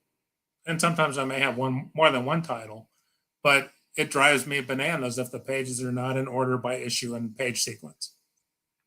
So if I get a new interior, and I focus on interior pages. So if I get a new interior page in, and I've already got 2 pages from that issue, and it goes in the middle, I need to resort enough pages to get it into the proper sequence so that when I'm flipping through, the storyline stays in order. Oh, yeah, for sure. Yeah. Murdoch, I'm not sure why you're asking.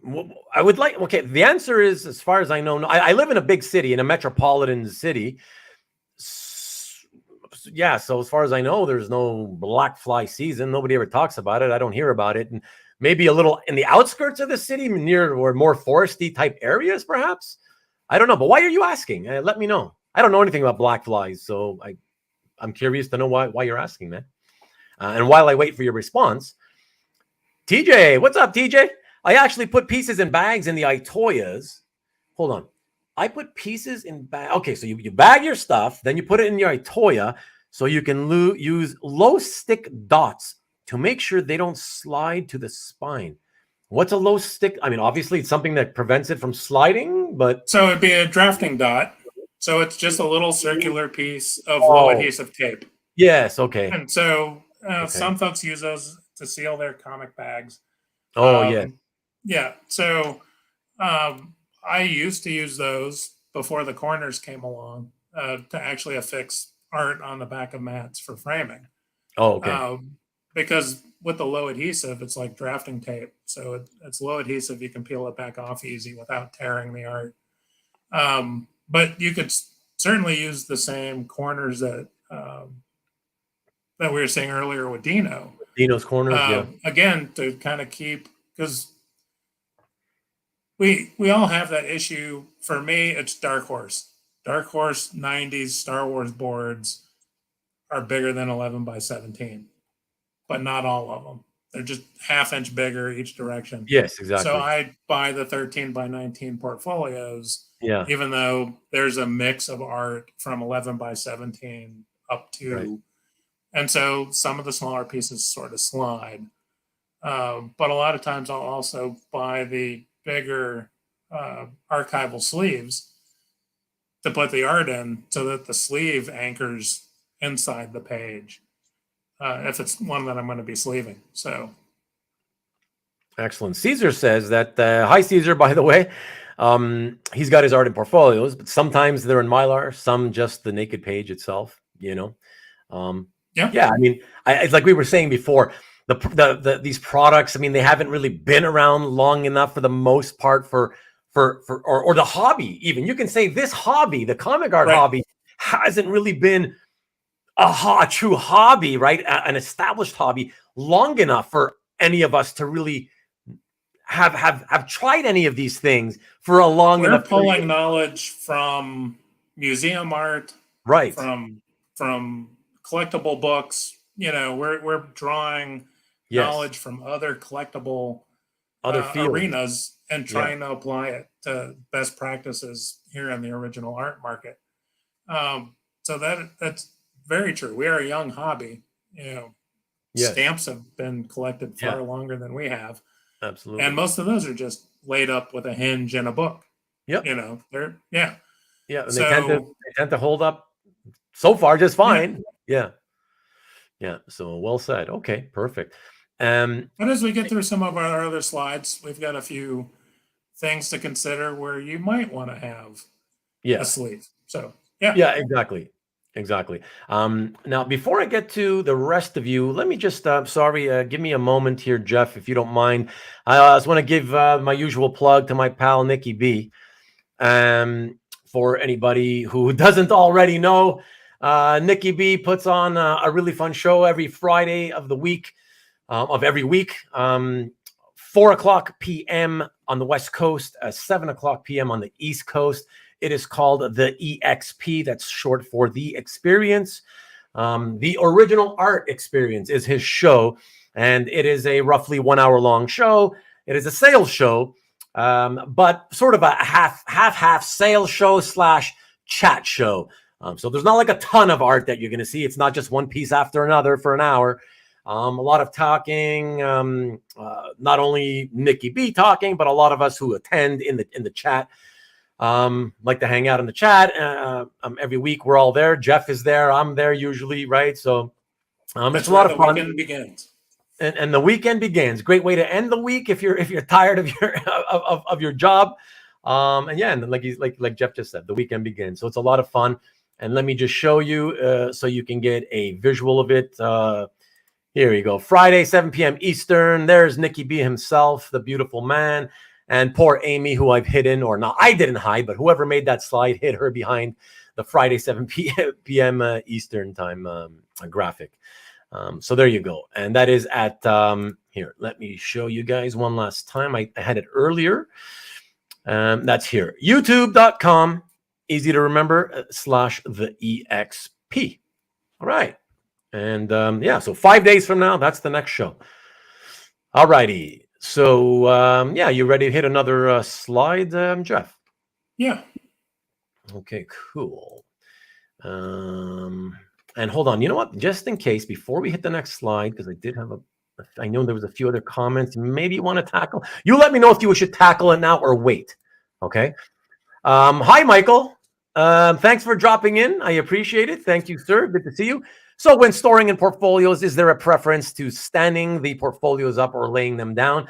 I prefer personally to lay them down, though I will admit I do have some standing up, and will also tell you that by standing them up over time, gravity will make the bottom right-hand corner sort of slide, and it doesn't ruin the art or anything, whatever, but just something to consider. No, so as long as you're kind of bracing it on either side, or you've got enough of them on the shelf that they're not just really leaning over one way or the other, there wouldn't be a huge difference. I tend to fill my portfolios, so I sort of have a temporary portfolio that fluctuates as I acquire pieces, and then when I have sort of a set group for a series or a particular group of issues, then I shift it to a permanent portfolio. Again, a bonus of having the portfolios where you can pop the rings open and pull the pages out. But I tend to fill them up so that the covers are parallel when they're laying flat. And so that way there's not any extra pressure on the spine that's going to affect the rings because the papers are going to take the weight, but it's going to just keep everything nice and flat when they're laying horizontal. Partly because most of my portfolios are stored under a bed for space reasons. And so that just makes it easier that way. Yeah, because finding a tall bookshelf sometimes can be hard because those portfolios taller than your standard book. So, but as long as you're supporting the portfolio so that it's generally staying vertical, and you're not developing a bend or a serious lean in it, it should be fine. Yes, absolutely. Look at Mikhail. Hey, Mikhail is 100% the reason that I switched. There you go. There's there's the culprit. So wow. He started explaining some of the benefits he was seeing, partly with being able to move pages in and out, the increase in the clarity for the material that they were using for the pages. And he's like, just pick one up and try it. And just try one. It'll be all right. And now that's pretty much all I'm getting. So okay, there you go. But again, want to remind everybody watching, especially you newer collectors, please don't think that you must do this. Don't in any way think that we are saying, oh yes, you should get that best Itoya portfolio with the clearer sleeve that has however many ring binders or whatever. You don't have to do any of this that we're talking about. We're just presenting options to you. That's it. There are many ways to take care of your stuff. And I think so far, anyways, we've concluded a lot of these options are just fine. And until hundreds of years pass, we really, truly won't know the answers to many of these questions anyways, Right. Everything is sort of an escalating best practice for the long term. Yes. Yeah. Well said. Yeah. Caesar, interesting comment. So Caesar says, I'm thinking of ditching the portfolios. He's just got too many and just going all in Mylar and putting them all in an archival box. What do you think? I mean, to me, the thing is he's like, you got enough art, in my opinion, to like, is it really? Because don't forget, Caesar, Mylar is thick itself, and it's also heavy. Like when you put like 100, if you buy yourself 100 Mylars, that pack of 100 Mylars, it's not light, man. Especially if you get the 4 mil. Right. 4 millimeter thickness versus the 2 millimeter thickness. Yes. Right. Yeah. Now it's twice as heavy, right? Right. Yeah. I don't I would not say, Jeff. Well, what is the next slide? Let's throw up the next slide just to see what it is. Yeah. The Leaf's question on the screen. Okay, so we'll get back to you. Hold the thought, Caesar. Hold the thought. And yeah, let us go here to the next one. Okay, so slide the next one. Here we go. So this is the out of sight, out of mind. So how often do you critically here, by the way, folks, not just for fun of looking at your artwork, how often do you critically look at your collection with an eye towards the changes or any possible changes in its condition? Because spotting changes sooner rather than later can make a difference, of course, in conservation, of course, absolutely. So I think that there's a couple ways to look at it in terms of the out of sight of mind, and that also applies to the question we just had. I think if you are someone who looks at your art regularly, portfolios make it easy to flip through the art because you can pull one out, you can flip through it, look at it, you can put it back. Yeah. If you're pulling out a box of pages, then you're kind of shuffling through the box, or you're having to pull pages out if you're looking for a particular page. So, you know, there's different websites out there like Comic Art Fans and others where you can create a gallery and display your art. You know, if you're looking at it more online than you are the paper, then box storage, if you've got high volume, may make sense. The thing in terms of storage that I have the highest consideration in terms of using a sleeve is older art where it actually has paste on word balloons. Because the worst thing in the world is losing the original word balloons. Yeah.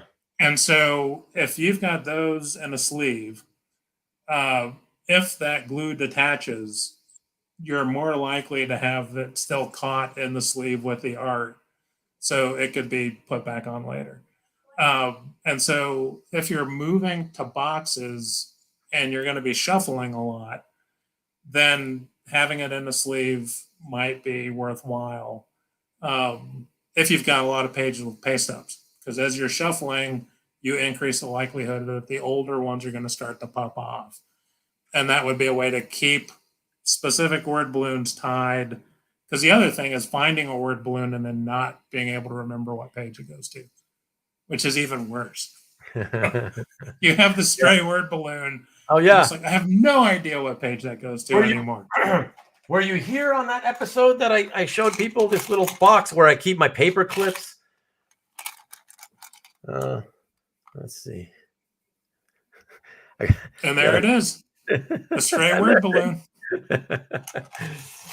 Yeah, I have no idea where it belongs to. I may not even own the page for all I know, right? So, and the other consideration would be, you know, Larry, who a lot of us know, he is the master of the FedEx box. He's got a fairly large collection. FedEx boxes are just the right size to fit most of his artwork. And that's how he stores it. And that's what works for him. It keeps it dry, it keeps it safe from spills, it keeps it out of direct sunlight. It's checking a lot of boxes, and they're easy to acquire, and they're not expensive.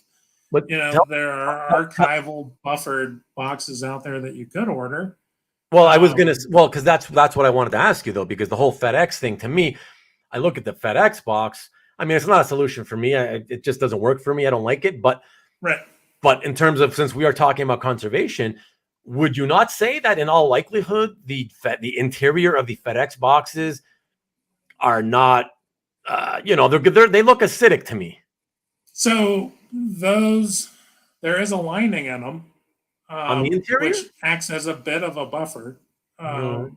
But over time, the transfer of the acids in the cardboard that the FedEx boxes are made of is going to be greater than the acidity level of most modern comic artboards. And so that acid transfer is going to go from the box to the art.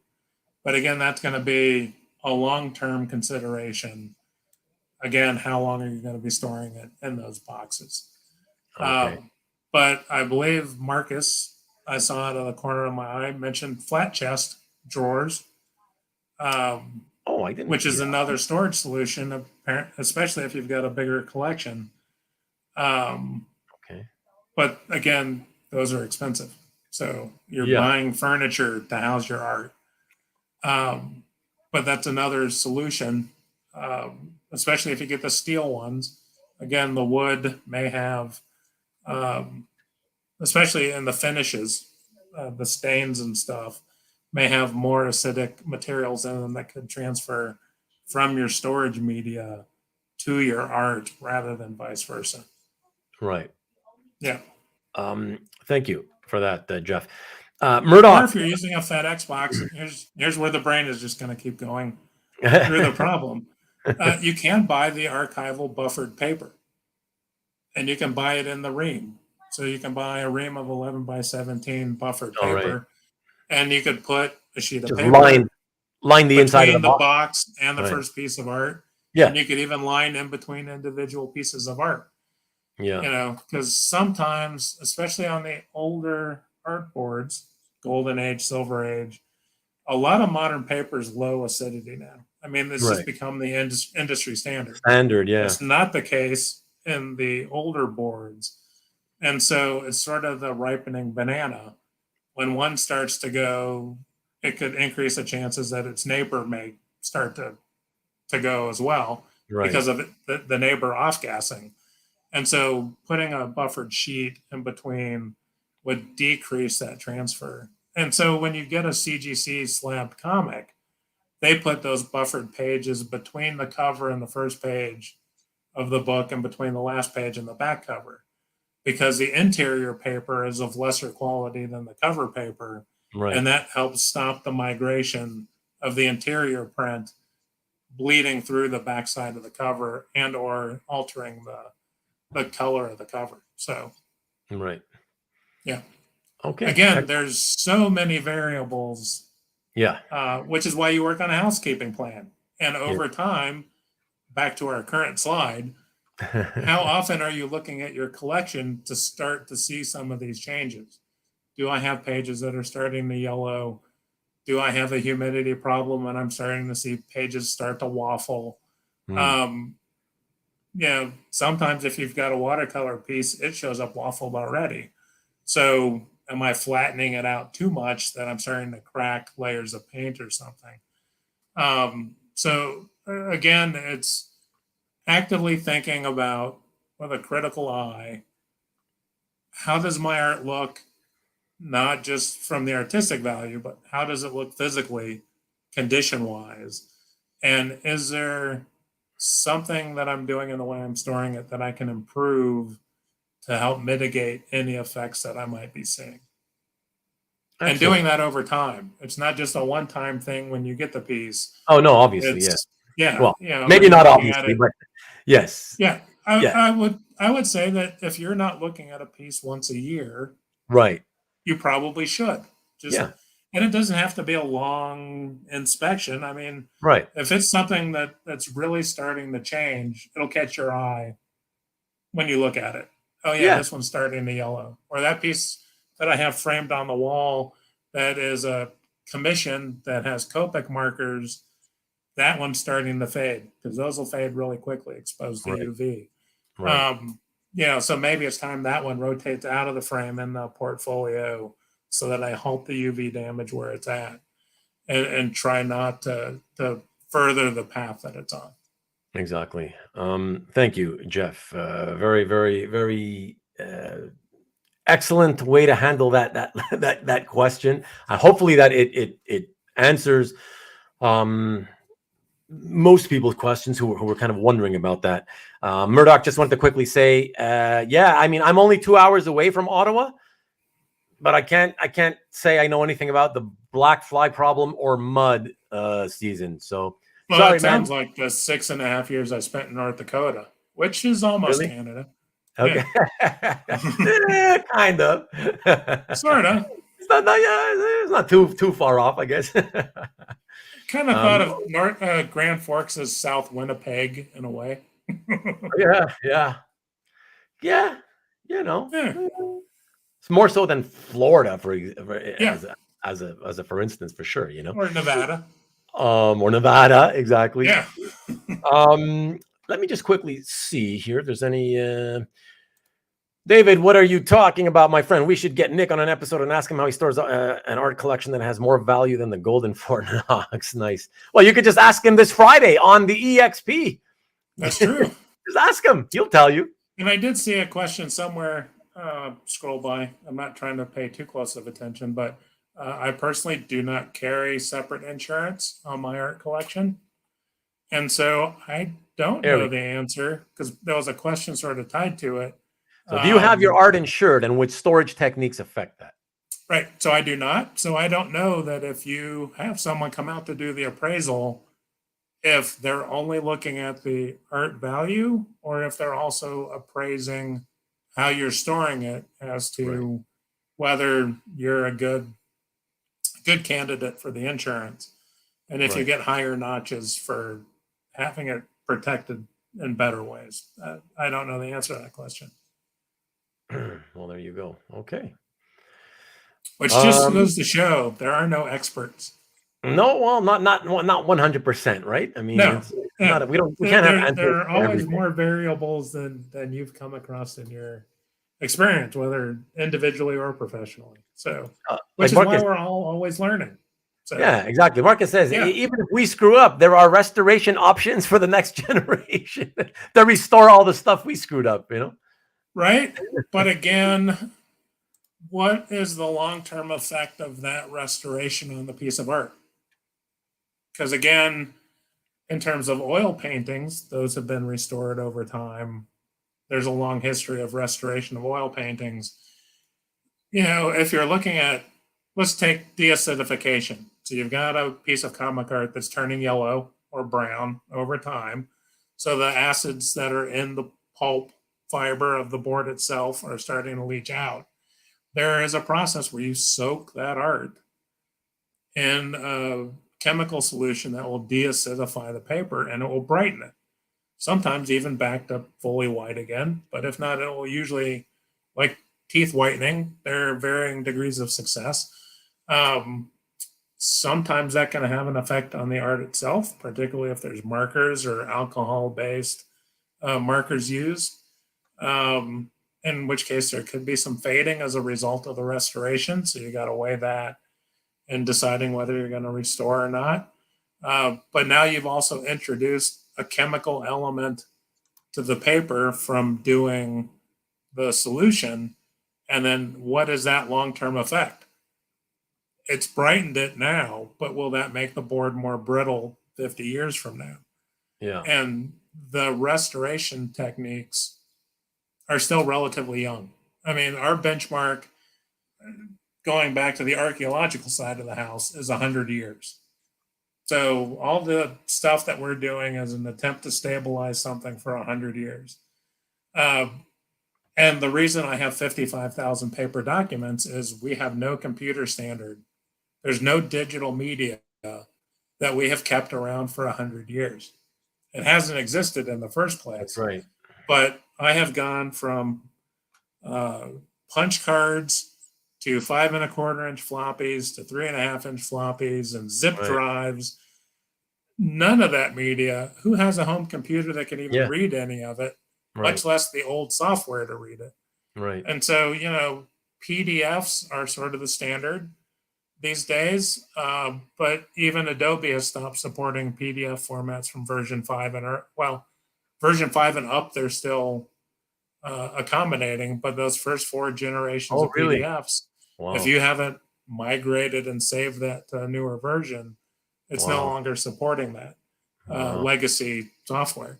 Yeah. And so the problem we're facing, because digital is easier, it takes up less space. You can host it on a server somewhere so more people can have access to it. Right.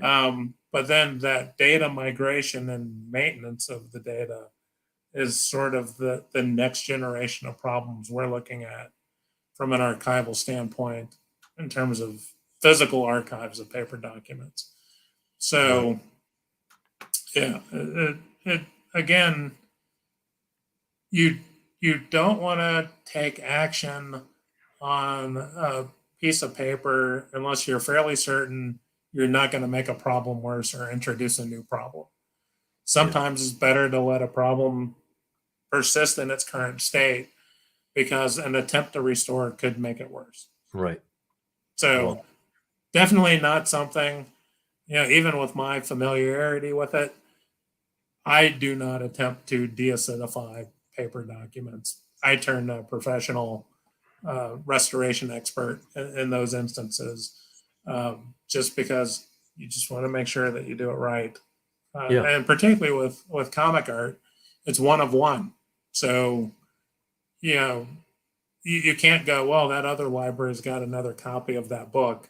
Yeah. So if ours falls apart, we can still go read it over there. If it's one of one, you gotta make sure that you get a home run each time you do something to it. Exactly. What do you think about what Marcus says here about special consideration needed for duotone? Not that there's, it's such a minority, right? It's a vast minority of pages in the hobby that exist on duotone, dual shade. Right. And this is something that I'm not sure a lot of new collectors would even know what a duotone board is. Right. They don't. They probably right. Yeah. But it's a reactive board. So, it is something that if you started in such a way that there was something rubbing against it or whatever, you could cause damage. So maybe it would take extra storage consideration in that case, and maybe an archival sleeve may be warranted as added protection in that instance. Okay, there you go, Marcus. And again, also like the paste that balloons, if you have a page with a lot of zipatone, right?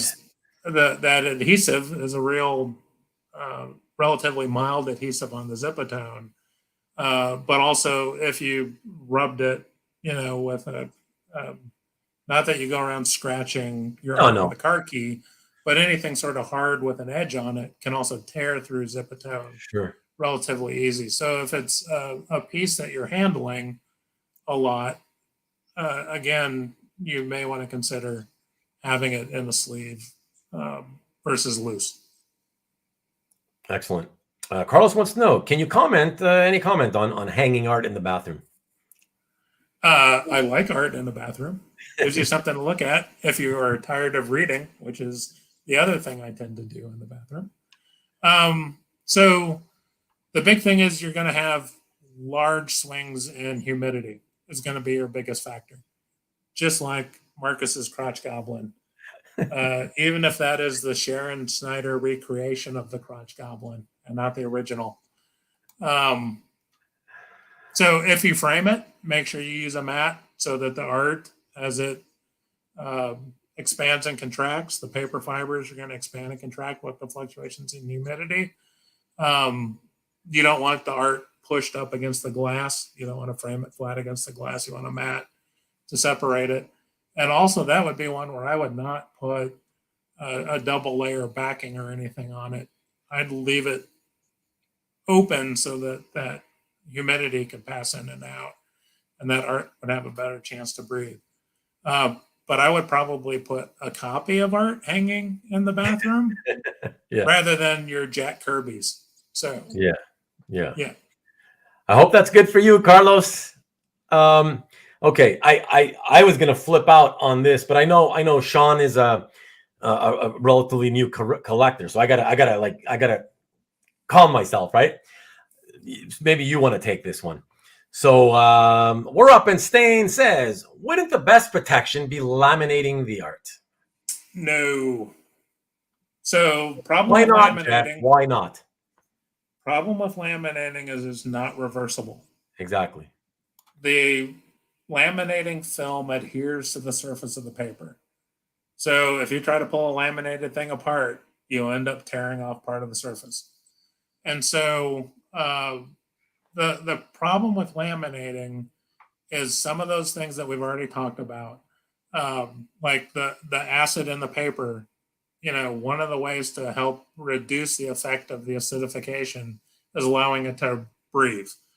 And so if you seal it in a laminated pouch or sheet, then that art can't breathe. The other thing is a lot of foxing, what they call foxing, where you get the brown staining on old books and artwork, is actually a type of mold. It's a type of mold, right? And so if you encapsulate that mold in with the paper, you can actually increase the activity of the mold. And it may progress more rapidly if you also encapsulate. If you laminate the sheet on a hot, humid day, that mold spore is going to be active. And now you've trapped it with the paper in its own little terrarium for the next however many days until it runs out of oxygen. And, mold spores are low level a lot of the time.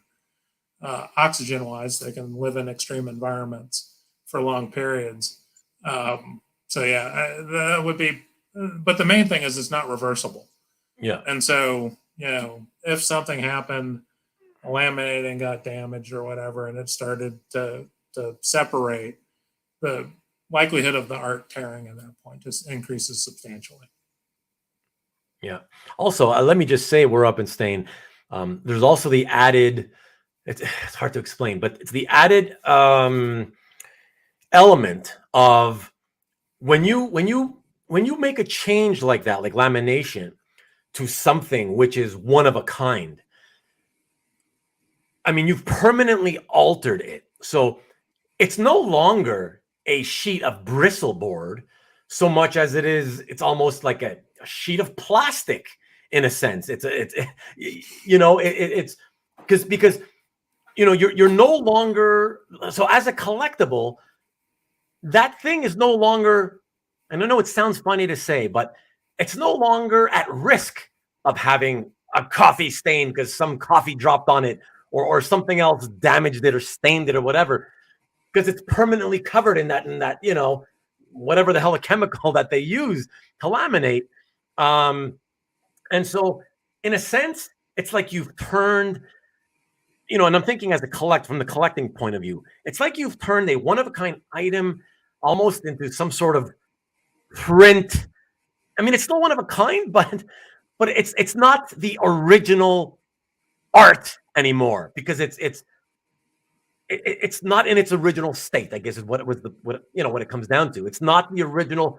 It's not Bristol. It's not bristle board anymore. It's like this sheet of plastic basically encapsulating the paper, and like Jeff says, you'll never be able to access the paper anymore. What is the longevity of that? And plastic? What is right? We don't even know that. When is it going to turn yellow and brittle? And I do believe that. Yes, I do believe that would be over the long term. Lamination is going to kill it for sure. Anyways, Right. But like you said, Jeff, more than anything, it's like with anything else. When you talk about the topic of conservation and restoration, you said it. You said it well. You said it yourself, right there. You try not to make permanent changes. Yes, it has to be stuff reversible. You do is reversible. Yeah. Yes. Yeah. Make sure it has to be reversible. So I hope that answers your question. We're up and staying, and I hope you, please to God, please don't ever laminate any original art, please. Yeah. So if you put it in a plastic sleeve, and over time that plastic sleeve starts to deteriorate, you can pull it back out, put it in a new plastic sleeve, or move it to a box or whatever. Exactly. So yeah, the laminating, even for historic documents, and I know that was a thing for a long time. Right. Is laminating historic documents. Yeah, because they thought they would permanently keep it. They thought that the laminate would permanently stop the deterioration and the natural aging, which is not necessarily true. But what most, and I'm going to say in most instances, because there's always exceptions to the rule. Of course. But in most instances, the laminate broke down before the paper would have paper. That's crazy. Right. Or it sealed it in such a way that it made one of those conditions, like I said, the mold or the acidification issues, actually it made it worse by having it trapped inside the laminate. Yeah. Excellent. All right. That's a good question. I mean, because for sure. On the surface, you think, well, hey, what would that be? And you know what, Jeff? That it's a perfect example of what I was saying earlier about. I often think, well, it's so obvious, like it's right, and you'll say, well, obviously, and to preface what I'm going to say, and then I have to remind myself, no, it's not obvious to everybody all the time, right? So that's a perfect example, right? Here's a guy, Sean, who really didn't know, so he asked the question, and it's good that people ask that question, not only for himself, right, but for the benefit of anybody else who might have been wondering the same thing and may have been about to do something like that, So yeah. Real quick, can you give a quick answer to what David Barr? Hey, David. Any leads on where to purchase, I guess, acid-free type backing boards? What would be the best? So Dino gave you the place he uses because they sell the backings in addition to the front mats. They also sell the backing boards. Was that the E. Gerber? Yeah. Yeah. So David, because in case you weren't here when he said that, the letter E, Gerber, Gerber, egerber.com. Check it out. But also University Products is an archival supply place. Hollinger Metal Edge, Gaylord, or sort of within the comics community, Bags Unlimited. BagsUnlimited.com. They sell both the sleeves and they sell the 11 by 17 and 13 by 19 in various size backing boards to match the sleeves. Yeah, David, I've used Bags Unlimited in the past. Now, mind you, let's keep in mind. So David is in Australia, so I'm sure the shipping to ship that kind of stuff would be prohibitive. But check it out anyways, David, and then it's up to you to make inquiries to see if maybe you could find places in Oz that might sell that type of stuff as well. A little bit closer to home would be better for you, for sure. Right. Save on shipping. Yes. Although with Amazon, a lot of these places have that third-party agreement with Amazon. Right. And so, you may have international options that aren't that's the thing, but that's the key. Prohibitive. Right. But that's the key is you got to do the research to try to see if, where. But at least those are some names that that David can start with, so that's perfect. Mike, curious about protecting pencils only art, because after some research, he ended up applying a fixative, so pencil fixative, to the pages called Sennelier de la Croix. What do you think about that? Anything so for those that don't know what a fixative is, it's usually an aerosol spray that's a chemical compound that you spray on pencil art, and even more so charcoal in the fine arts, especially charcoal, to prevent the art from smudging. So if you rub your hand across it or whatever, you're not smudging the pencil because it's got this layer of fixative over it. Lots of artists use it. Most of it has only been around since the 60s or 70s. Here we go again. What is the long-term effect? We're still trying to determine what that effect is going to be. In some instances, some of those aerosols had stabilizers and stuff to keep the chemicals in solution while they're sitting on the shelf in the can. They may increase in acidity. If you have a very acidic board, it may amplify and accelerate a yellowing or a browning of the paper. So again, you're protecting the pencils from being smudged, but you're introducing another element to the board or the page or the paper. Chemical element. No also less. Not reversible, as far as I know, although there may be a chemical bath that you could put it through to remove fixative, but then you have all the issues of then saturating and introducing yet another chemical. Right. It's a never-ending story at that point. Yeah. Right. I mean, it's if you have very soft pencil or charcoal even, it very prone to smudging. I mean, that's a legitimate concern. And, a lot of artists will apply it while they're working on it, you know, to reduce smudging while they're in process because they're still handling the piece. So, you know, it's not uncommon, but from an industry standpoint, the long-term effects still aren't fully understood. And there, of course, have been so many different brands with different combinations of chemicals and their proprietary mixes and whatever. It would certainly be something less obtrusive or less damaging than a laminate. Yeah. But yeah, you're still introducing something else to the board. So those pieces would be something that I would put high on my housekeeping list to monitor over time. Yes. You know, am I seeing something changing? And it may be that, you know, if the pencil art is something that is a focus of yours, if you've already now got a subset that you've used the fixative on, maybe wait 2 years or 5 years and see if in the environment that you're living in, because again, I don't know how the fixative is going to react to low humidity out here in the desert versus high humidity on the East Coast versus extreme cold up north or extreme heat, you know, down south. There may be something that, well, now you've applied some to part of the collection. You're going to just carefully handle the rest of the collection for a few years and see if you see any changes to the stuff that you've already sprayed, which then can help inform whether it seems to be relatively stable and then you continue using it, make the decision to continue using it, or you start to notice a change and then you hold off to evaluate whether that change is an effect of having the fixative to it or if there's some other environmental factor that's behind it. Yeah. Yeah. Great answer. I just wanted to say, and guys, I'm about to show you something as an example that fits perfectly with this question that Mike asked. And I want to just say also before I show it, I've often said to you guys on my shows, those episodes I've done where I'm the only guy in studio and I got to do all the talking.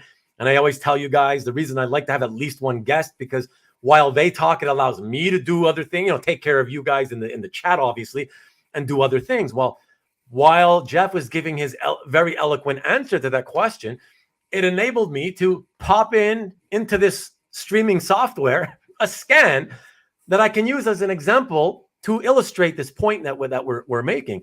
So let me just show you this, guys. This is it's in my CAF gallery.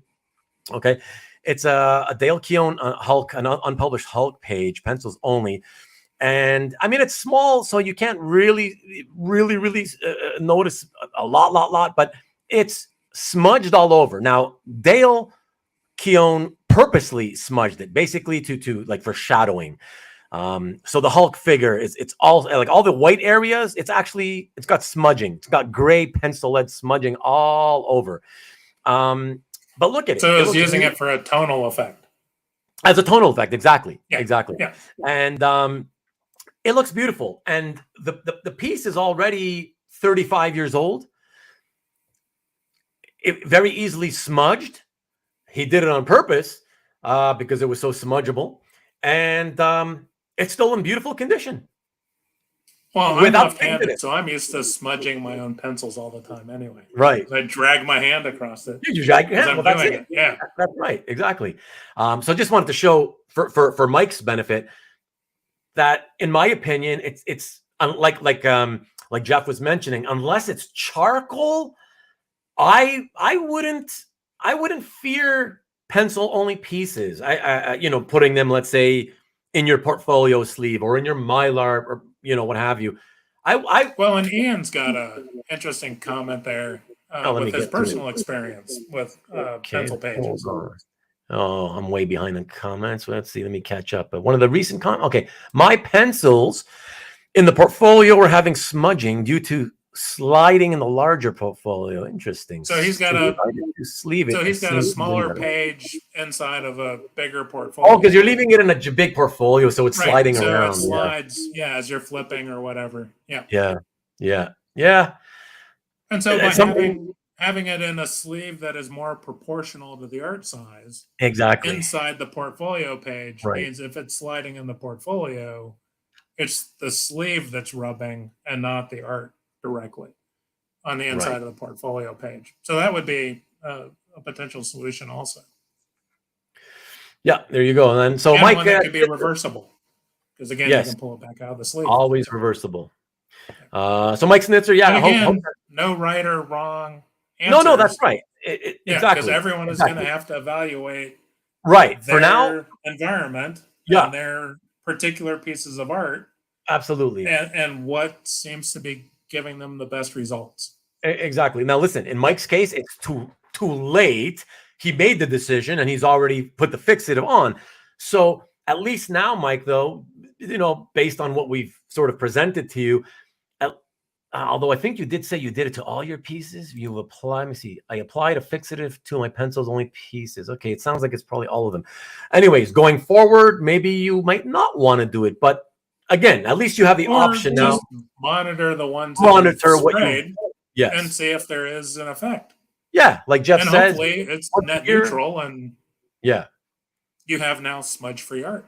Yeah, exactly. Yeah. All right. So before we got to get to the slides. So as a vintage art collector, he's got a couple of back-to-back comments here, Caesar. A lot of the art, and if by the way, if you don't mind, I want to take this question. He's going to ask a question, and then I want to throw it to you because I have something else to say that I think you would know better than I would. So the tape will fall off, but sometimes the sticky residue, right? So the glue hasn't dried; it stayed sticky all these decades. Same thing. I've got pages like that myself. And when that art is in a bag or a Mylar, it has to stay in that particular bag because the stickiness obviously transfers to that bag. Exactly. And you don't want to put another page because then the stickiness transfers to that page. Is there a way to get rid of sticky residue other than time? So, Jeff, the only reason I just wanted to say I wanted to take it is simply because I have been taking care of my sticky pages like that. So I just wanted to tell Caesar what I do, and then you can kind of take it from there. So Caesar, let me reach into my drawer here. I've mentioned this on a few episodes before. Again, it's a brand name, so I don't know if few Americans have it. Here we have this brand name of eraser. Let me show you the eraser. It's called Staedtler. Staedtler. Yep. They look pretty much like this. Okay. Yep. I mean, I've been using these since the 80s. The best erasers I've ever used. So here's the thing, Caesar. These Staedtlers are fantastic at removing the sticky residue. Two things you got to remember. With a Staedtler, it takes a lot of muscle and time, depending on how much sticky residue you have. Because I can tell you, I've had, if you look at this, just as an example of a page, I've had sticky residue that went like from here to like here, and maybe like half an inch wide at times, and so it's labor intensive. It'll wear down your eraser. Like if it's a lot of stickiness on one page and you've got multiple pages to do, just be prepared to know that you can blow like half your eraser on one page. If you may need to go through more than one eraser dealing with stuff in your collection. But it works fantastically. Okay. Like I said, it just takes time and muscle. Okay. I like some pages have taken me an hour to get rid of all of it. And it's exhausting. The other thing is you don't have to do it all at once. No, that's it too. Yeah, that's right. I'm stubborn that way. That's right. I'm just stubborn that way. The obsessive compulsive nature that I have. But the reason I wanted to throw it over to you, Jeff, is because when I told my framer that I do that, he was like, "Oh, why do you do that? You can just buy these." And he showed me it, and they have actual. And I figured you might know what it's called. I forget what it's called, but it's another type of. It's like an eraser, and it's made for that. It picks up the gummy, sticky, whatever. That's what it's specifically made for. But I will say, there's a couple of different brands of art erasers that are designed both to clean up art, but also to remove some residues, in particular tape residues. And so Staedtler's a good one. There are art gum erasers.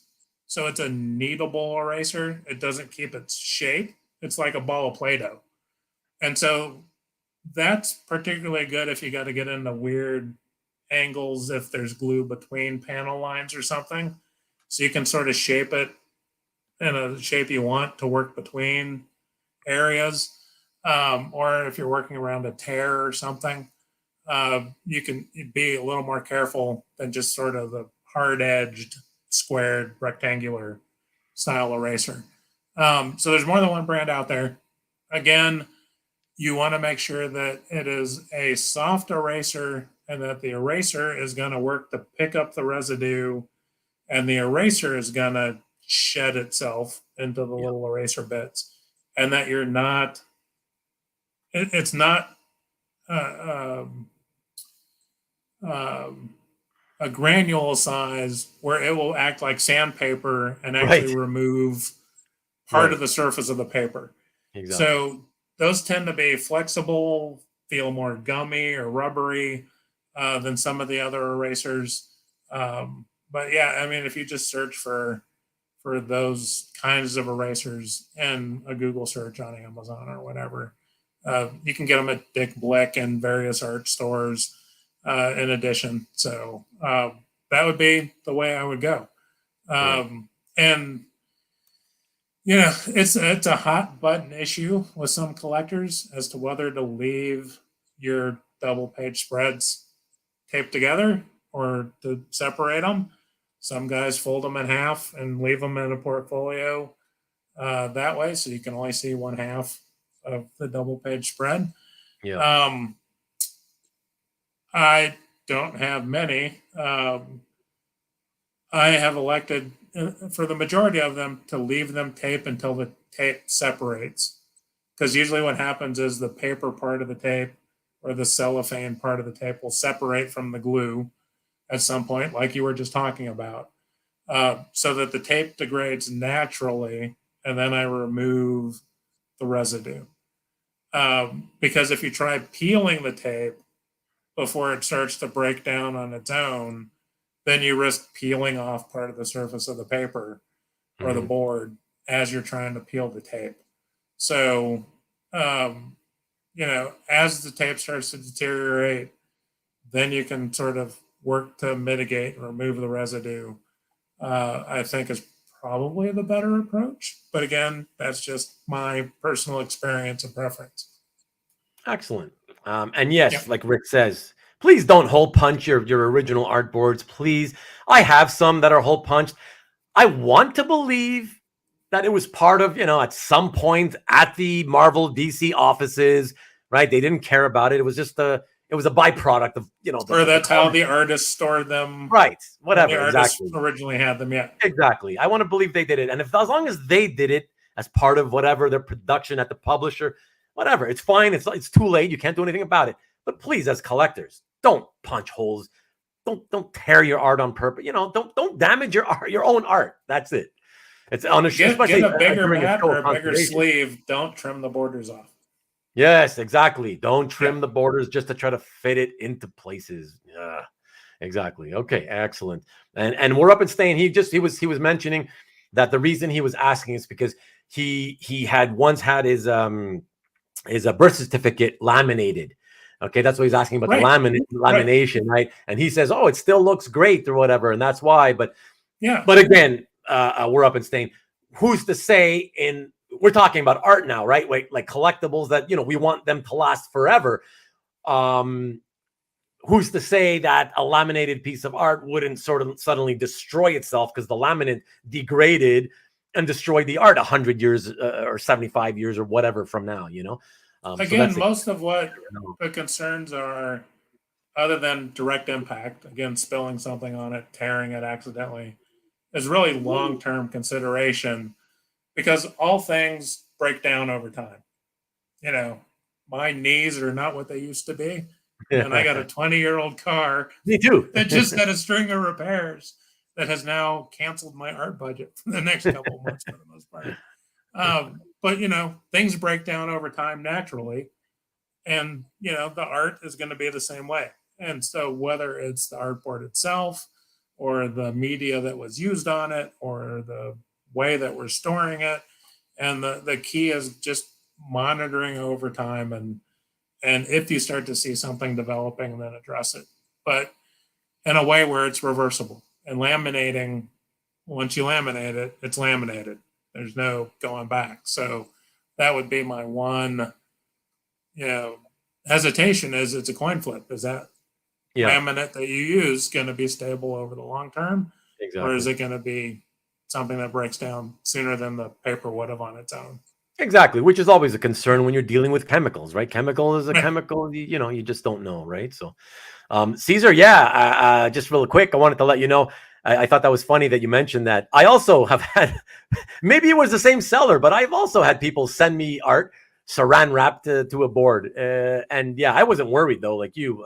It was clear that they just wanted to sort of not make it move around. And so they wound the saran wrap to the board. But yeah, mine was okay too. Just unwrapped it easily. And that was that, Yeah. And so, the film and saran wrap, I believe now is a polyethylene, which is what the lower end sleeves are made out of. Right. So it's a relatively inert material because you don't want it reacting with your food either.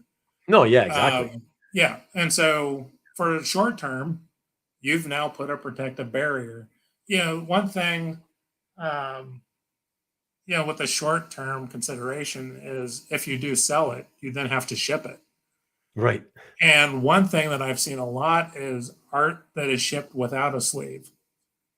Yeah. And you don't know what the environment is between where you drop it off and where it ends up. Right. And is it going to sit on a porch in the rain? Yeah. Oh, yeah. Having it in a sleeve or even saran wrap, putting a weatherproof barrier around the art is an absolute key necessity in terms of packaging. Absolutely. And let me just say, I want to put out there for those people who buy from me. So for people in certain climates, or at certain times of year, will put even more tape around my masonite packages to completely encase it in tape to waterproof it as much as possible. If I know it's rainy season or winter, whatever, just for those reasons. But even doing that, that's not to say, oh, you should forget about the art inside. No. You still start off. It's a must. You must put the art inside a plastic bag of some kind, right? Not one that has holes in it. Like it's got to be something. The whole point is to keep water, moisture out, right? So put it in a good plastic bag with no holes, wrap it up if you have to, whatever. Just, wrap it. It has to be in a bag of some kind, plastic bag. Yeah. And then even as Rick says, you can use a trash bag and just bag the whole board and page. Yeah. Well, you know what? Actually, it's funny. I for a few years, because I wanted to drop my costs, right? And I didn't want to have to keep raising like the shipping costs, materials costs. So I had run out of regular polyethylene comic book bags. Comic art bags. Right. And I was like, well, they were costing me 25 cents a piece. I'm like, that's like expensive for like on a per unit cost. And then I found, oh, look at these wastebasket, these white, like Glad wastebasket garbage bags, whatever, white ones, that ultimately end up costing me about 5 cents a piece. So only 20% of the cost. You slip it in, right? And I fold it over nicely, tape it all down so there's no, you don't want extra plastic hanging around everywhere, right? Right. You just wrap it up nice and neat and tight with Scotch tape. Tape it down to the board. It's as good as anything else. The water is not going to get in there, So and it's a one-term shipping thing. And it's a one-time, right? It's the whole point. So yeah, exactly. My job as a seller, and it should be everybody's job as a seller. When you're sending something to somebody, especially, it's your only obligation is to do what you have to do to ensure that you did everything you could do to protect the art during the time that it is in transit, so that it gets to that person in the same shape it was when it was in your house, period. After that, it's that person's, obligation or responsibility if they want to spend money buying to figure out how it's going to fit into their polyethylene bags or collection Mylar or whatever. That's As a seller, don't ever feel like you have to give them some kind of bag. And it's funny. I wish West was here, because I remember a long time ago, West was like, I really hate it when sellers send me art and they don't give me plastic bags for each one. They put all the boards into one plastic bag. I'm like, what? You're complaining about that? That's crazy. Oh, whatever. But let's not get into that. But I wish he was here, because I'd like to bust his chops a bit, but he's not here. But from his perspective, that would be more economical on his end. Well, exactly. For them right? to come pre-bagged. Yeah. Exactly. That you don't have to worry about. I already blew the money for you, So anyways, okay. Let's go to the next point that we wanted to talk about.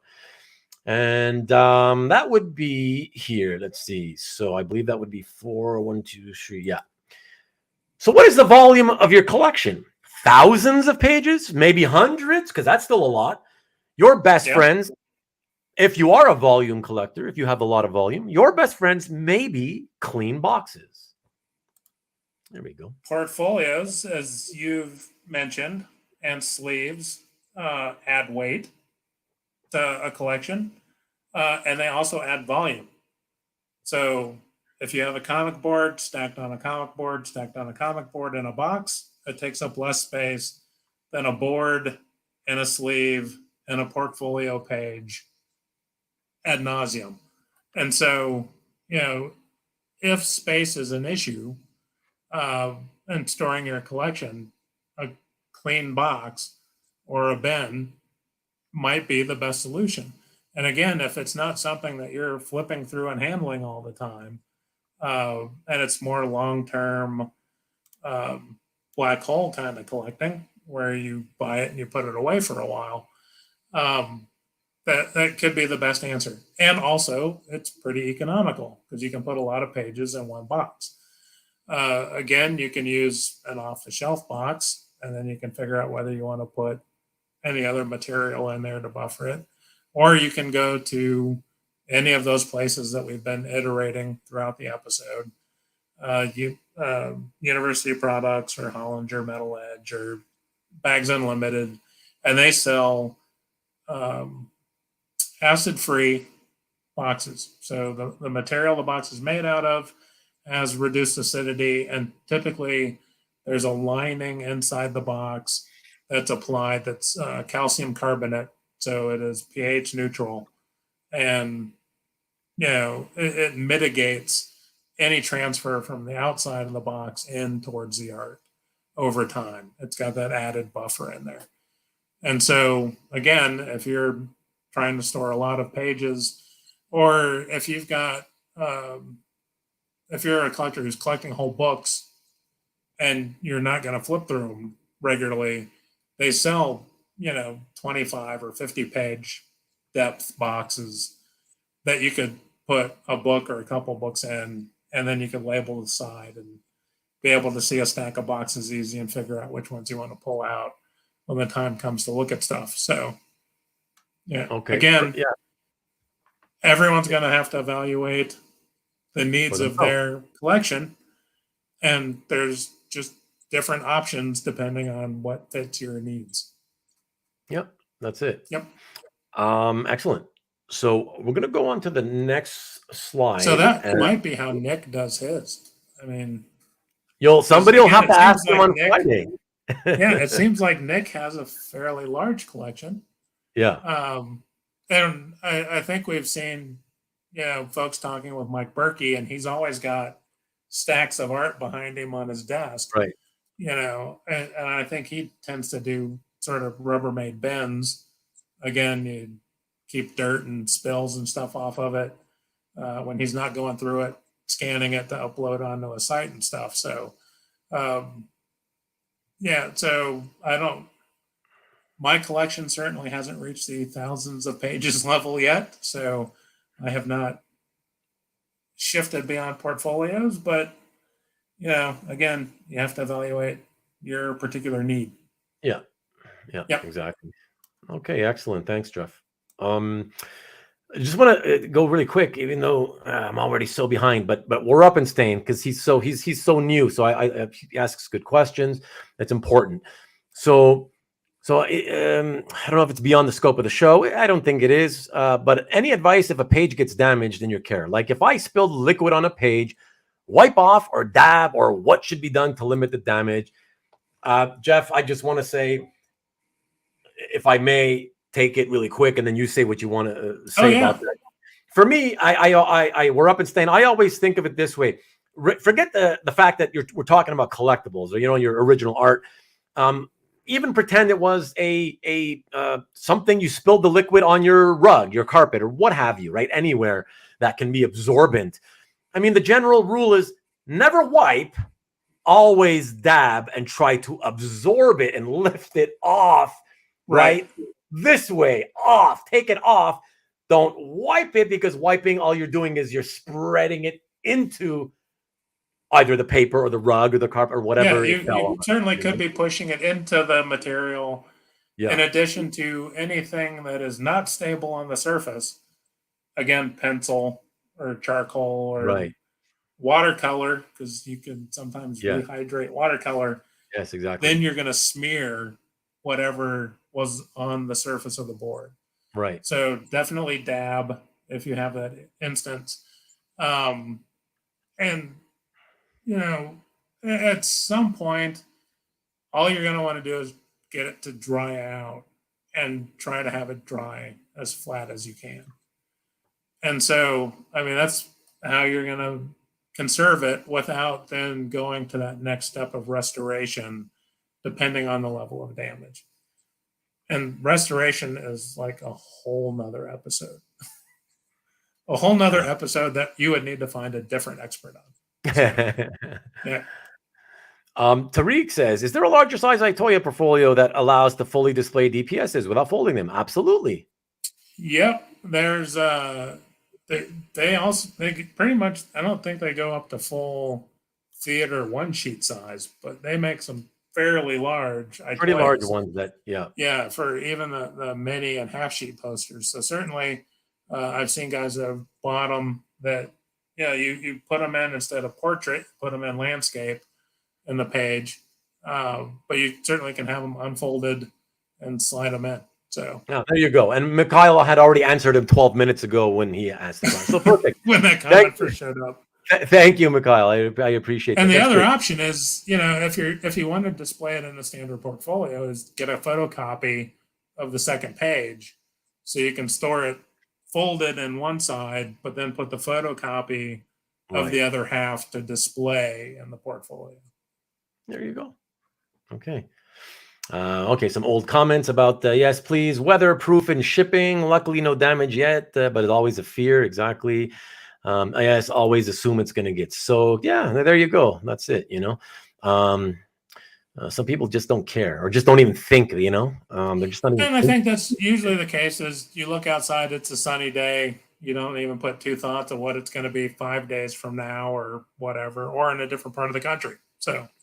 Yeah, exactly. Caesar's, I got in trash bag wrapped art. Hasn't everyone? Hey, yes, if it protects it, don't complain. That's all I'm saying. Don't be like West, Mr. I want an individual bag for every piece of art I purchased from you, sir. I wish he was here. Oh, well, man. Maybe he only buys charcoal art himself and doesn't want it rubbing together. Let me see what else we got here. So, I'm catching up. I'm almost there. I'm in the last few comments. I've evaluated the needs of my collection, and it needs more. I've evaluated the needs of my collection, and it needs more bangers. Perhaps the side of MASH. That's funny. Another reason for Mylar, drool protection. Yeah, there you go. Although polyethylene is good enough for drool protection, really. Nice dab. Okay. And okay. Another 24 by 36 Itoya. That's monstrous. Holy smokes. Is that it big? Is. Wow. Okay. And it would need its own coffee table to hang out on. Wow. And look at this. Carl. Hey, Carl. Thank you for dropping in. I found a company that sells movie poster size portfolios, fairly expensive, though, of course, $200. Well, that's natural. They're gigantic. But imagine that. That's 24 by 36, right? So, well, I think I'd want one of those wall-mounted things, like they used to have at the mall, so you could preview the posters. Oh, yeah. So you flip, like on a hinge, and it swings or whatever. Like, and I think if my art was that big, I'd probably start moving in that direction. Yeah. That's funny. Oh, the one Carl's talking about is even bigger than the Itoya. 27 by 41. Wow. That's insane. That is so crazy. Thank you, Mr. Easy Go Lucky. Thank you. Okay. Hey, really quick, before we sort of lose anymore, we haven't lost that many viewers, but just there's a few that obviously didn't stick around for the whole thing until now. I just want to ask you guys, sorry, Jeff, if you may, I need to do this. It has nothing to do with this particular episode, guys. So I'm planning I'm thinking, so I had an episode with this guy, Scott Hoarder's Hide, who I'll introduce to all of you guys. You guys don't know him. I had him scheduled for next week, but I was going to do an art an art sale, an art claim, whatever, the week after. Then it's dawning on me. I've got to raise a lot of money for my daughter's orthodontics, which is going to be 5 figures out of my pocket. I don't want to blow actual cash out of my bank. I figure I got more than enough art. I'll just take the money out of the art. So I'm going to have a sale. I just want to ask you guys, Scott's cool with pushing the episode back a week if we have to, which would mean I can put the art sale next Sunday, okay, a week from tonight. My question though is, I'm curious, for an art sale, and please, as many of you who are listening right now, please answer this.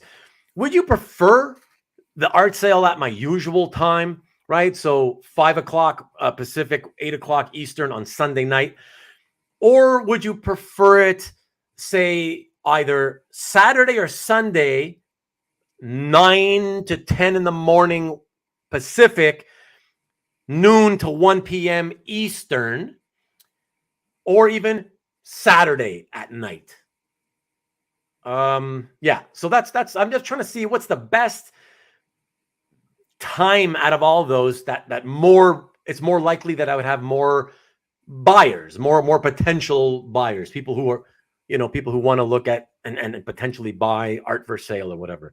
So if you guys can kind of just let me know your preferences in the chat. So just think of it this way, call it weekend, morning/afternoon, depending if you're West Coast, East Coast, or weekend nighttime. Okay, so as many of you as you can. Otherwise, I'll just probably end up doing it on the Sunday night as I normally do. So I'm getting the first 2 are coming in for early. Okay, that's interesting. Anything but early afternoon, personally, usually in the house. Then understand, Rom, I can't satisfy everybody. There's always going to be some people that get right. You can't accommodate, and it's going to be bad for some people and better for others. For me, I just need to know the overall whole. How many more people would show up at Sunday night versus, I don't know, Sunday or Saturday? Again, 9 to 10 a.m. Pacific, noon to 1 p.m. Eastern. So yeah. So there you have it. So anyways, I'll keep checking in later, but only seeing 3 people answering that question so far. I'll continue with the rest of the show. I don't know how much of the audience is going to be paying attention to the NCAA basketball tournament. Oh, is that next week? So the conference tournaments end Sunday morning, and the brackets are announced Sunday afternoon, evening, some point. Okay. Well, but that's just announcing. I don't think people are that. Yeah. I know it's not football, so. Yeah, it's not quite America's sport like football. So, but okay, guys, look, whatever. I got to make my decision. Whatever you'll hopefully, for those of you who are subscribed and have your notification bell clicked or whatever to get notifications. That's why it's a good reason to do that. Because this way, if I do have to change the time and day, you'll get notified that way. And then I have no other way of letting you know, Yeah. So thank you, Mr. Easy Go Lucky. I mean, that's what I'm saying. Obviously, But I'm just saying, you'll know if you're subscribed and have the notifications on the channel, right? If you don't, you may not know if I end up changing the time or whatever. So, so the Bay Area guys, right? So that's happening next Sunday. I didn't know that. Oh. Bay Area guys at the Comic Art Show. Okay, so you mean that'll make you miss part of the Sunday evening? Oh, right, because for you it would be 5 o'clock. Right. But then again, if I did it at, say, 1 o'clock Eastern, 10 o'clock in the morning, you guys would probably still be gone because you're probably leaving to get there for, like, it probably opens at 10 o'clock in the morning or 11 in the morning. So you'd be gone either way, right? And maybe you could still catch some of it if it's at night. Anyways, oh well, whatever. It is what it is. Yeah, who knows? I guess I'll figure it out. So thank you guys. I appreciate it. But keep letting me know, please. Please put your answers, whatever your preferences are. I appreciate it. Okay, so let us get on to back to the questions here, as the time is waning now. And we do the question from Michael Rock. Okay, let's go back to a question from him. And let me see here now. Okay, because now I got to go backwards. Okay, hold on. Michael Rock. Oh, okay. Well, I saw when he said he's answering my question about Saturday noonish. Here we go. Okay. So is there an app or something to keep track of your art? For example, when you purchased, how much, who did the pencils, inks? How do you generally do this? I don't do anything. I just keep my stuff in portfolio. Say again? I'm going to answer first because I'm old. Oh, yeah. I use an Excel spreadsheet because that's what was available 20 years ago. And I just keep adding stuff in the spreadsheet. I also get frustrated easily with apps because they don't always make my life easier. Sometimes it makes my life more complicated.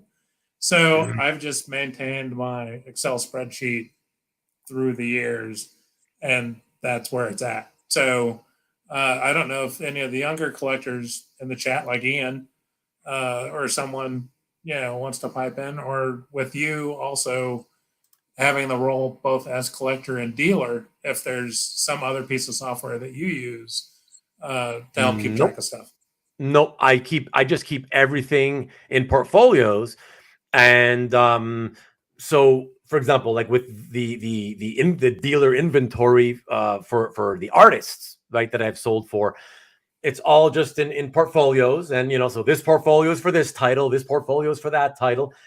And I just slot them in to where I keep them in alphabetical order, so it's easier to find, and that's pretty much it. Yeah, and it's no problem for me. So as for my collection, I've got hundreds of pages, but again, I know where they are. I know where my portfolios are. I love the portfolio technique, and I don't find it difficult at all to know, which portfolio is for what, and if I have to, you can also decorate the front of your portfolio and even use paint or markers to put something on the edge. What do you call it? The spine of the portfolio.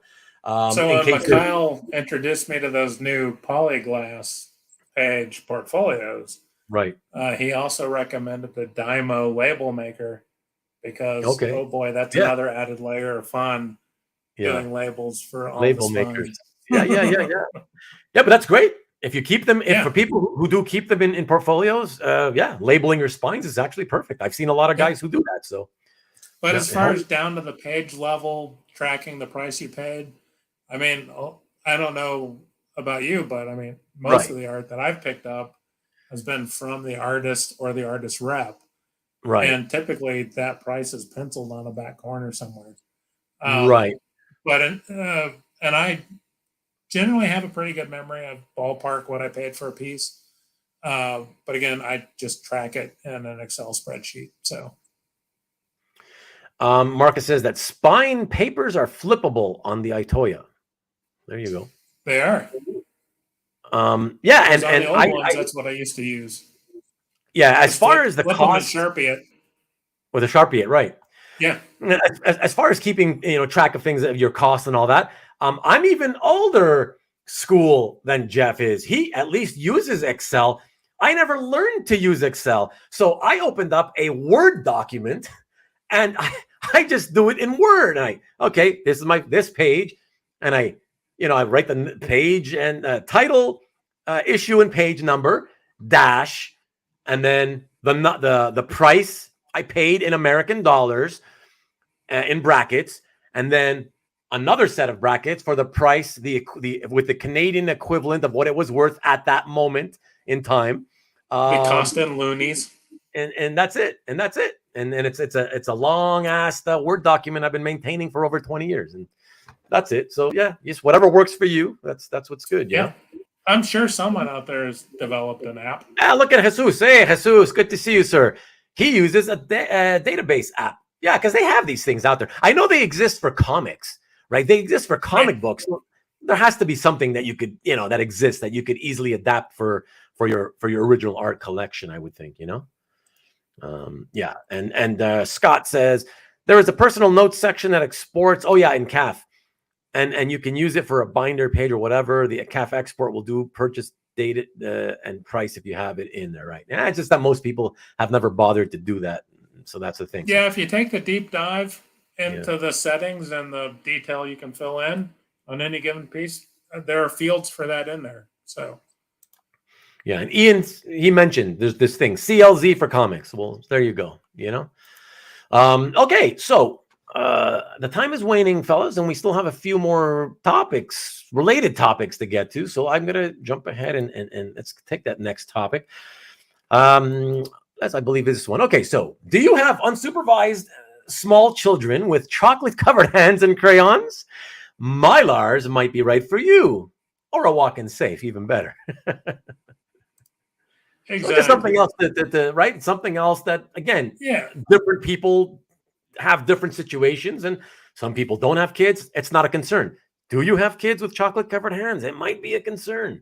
Right? It might be something that you want to have that extra layer of protection. Even if you're storing them in a portfolio, you might want that secondary layer of protection for peace of mind.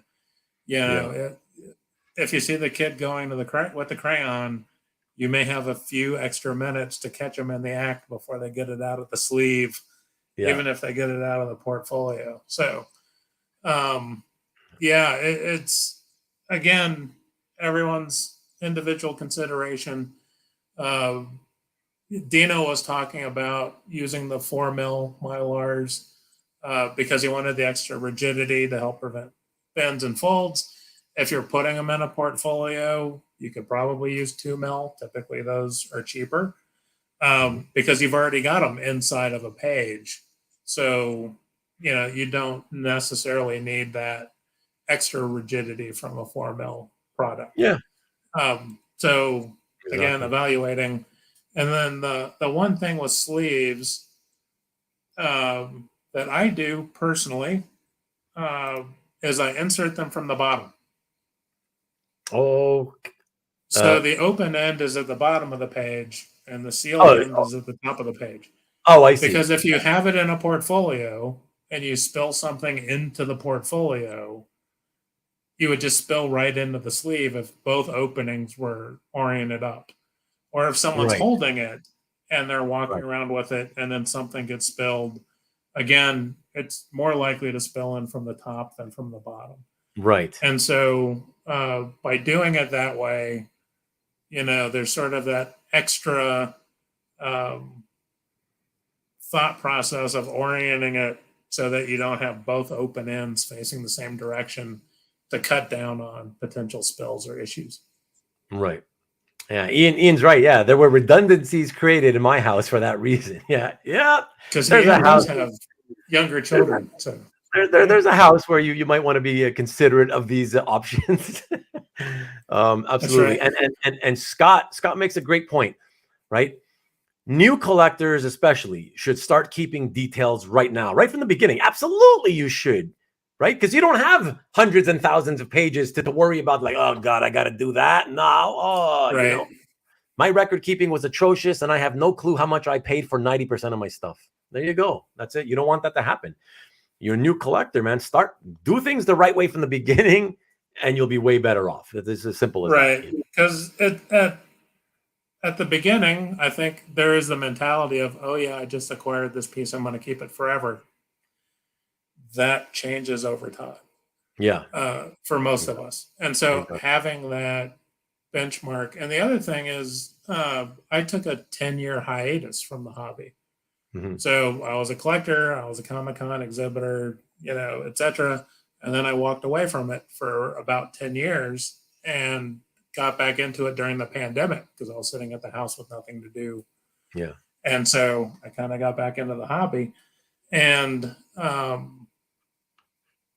what I was doing before, I wasn't keeping track of it because I was actively in the midst of it. Where now, with an extra couple decades of hindsight, I'm much more, committed to keeping track of stuff as I purchase it, as it comes into the collection. Get the notes down, get them in the spreadsheet or your app, or annotated in your CAF gallery for export, or however you're going to manage it. Right. Because there will be a time where that info, even if you just want to track trends, because the pages that I was chasing that I thought were expensive in 2003 are peanuts compared to the same pages if I try to chase them now. And but to see the market data, I still think they're below the curve of what some of the other art is doing. I think Star Wars is still lagging behind, say, cosmic Marvel art because of the MCU. So, I'm still finding deals, but they still feel more expensive because I'm still trying to relate them to the prices I remember from 2003. Exactly. That's and the mistake a lot of people do. Part of doing that homework then, also leads to tracking some market data and just being an informed collector, so that when you're making a purchase, you're doing it with the right info behind it. Mm-hmm. Exactly. I just wanted to mention conversely. Yeah. Yes. I wanted to mention real quick that Marcus wanted you to know that in his case, the whole thing about, whether you have, you have kids with chocolate covered hands walking around, whatever, he wants you to know it's not going to matter to him because he's going to have all of his art laminated. Well, then I guess that won't matter. It'd be easy wipe off. Easy wipe for the chocolate. A little fantastic and a rag. And that would be all clean. I see the word lamination again. Lamination protects from moisture in the bathroom office, right? Oh, he's talking to Marcus. No wonder. I think a heavy layer of shellac. I say in jest, but you know what? Real quick, Jesus, any idea of the cost to insure the art per 1,000? It's typically it could be, again, depending on how much the value of the collection is. It could be anywhere, usually from like 1.75% to 2.5%. That's a decent ballpark to work with. Somewhere in there. That's it'll fall usually somewhere in there. Yeah. What else do we have here? Let me see. I'll always remember how much I paid for this. Insert worthless Valiant page here, and doubt I get that many anyways.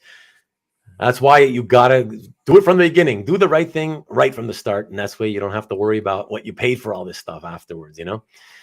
Luckily, the online purchases are easy to backlog. Yeah, depending.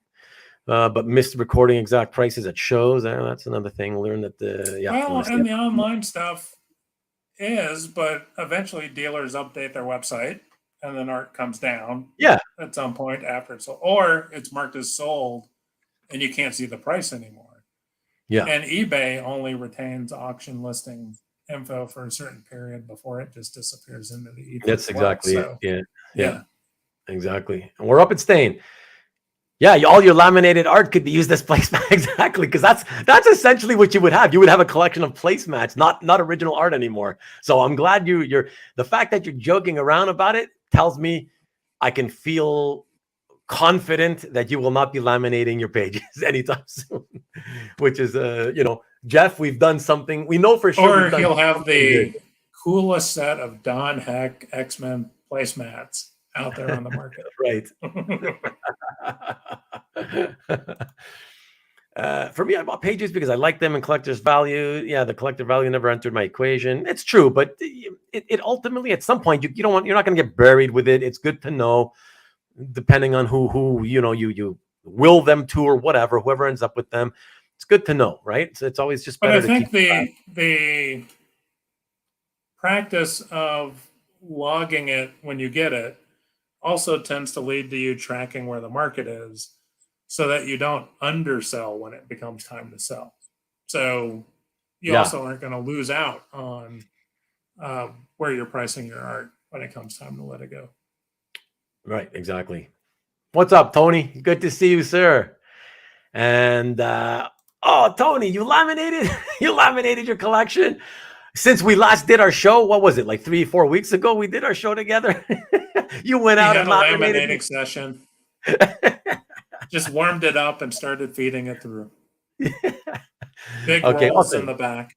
We've caught up. It's 5 minutes before the 3-hour mark. So, and we don't need to set a record tonight. So. We don't need to set a record. I think we still have 3 more points we wanted to make. So let's get to the next one.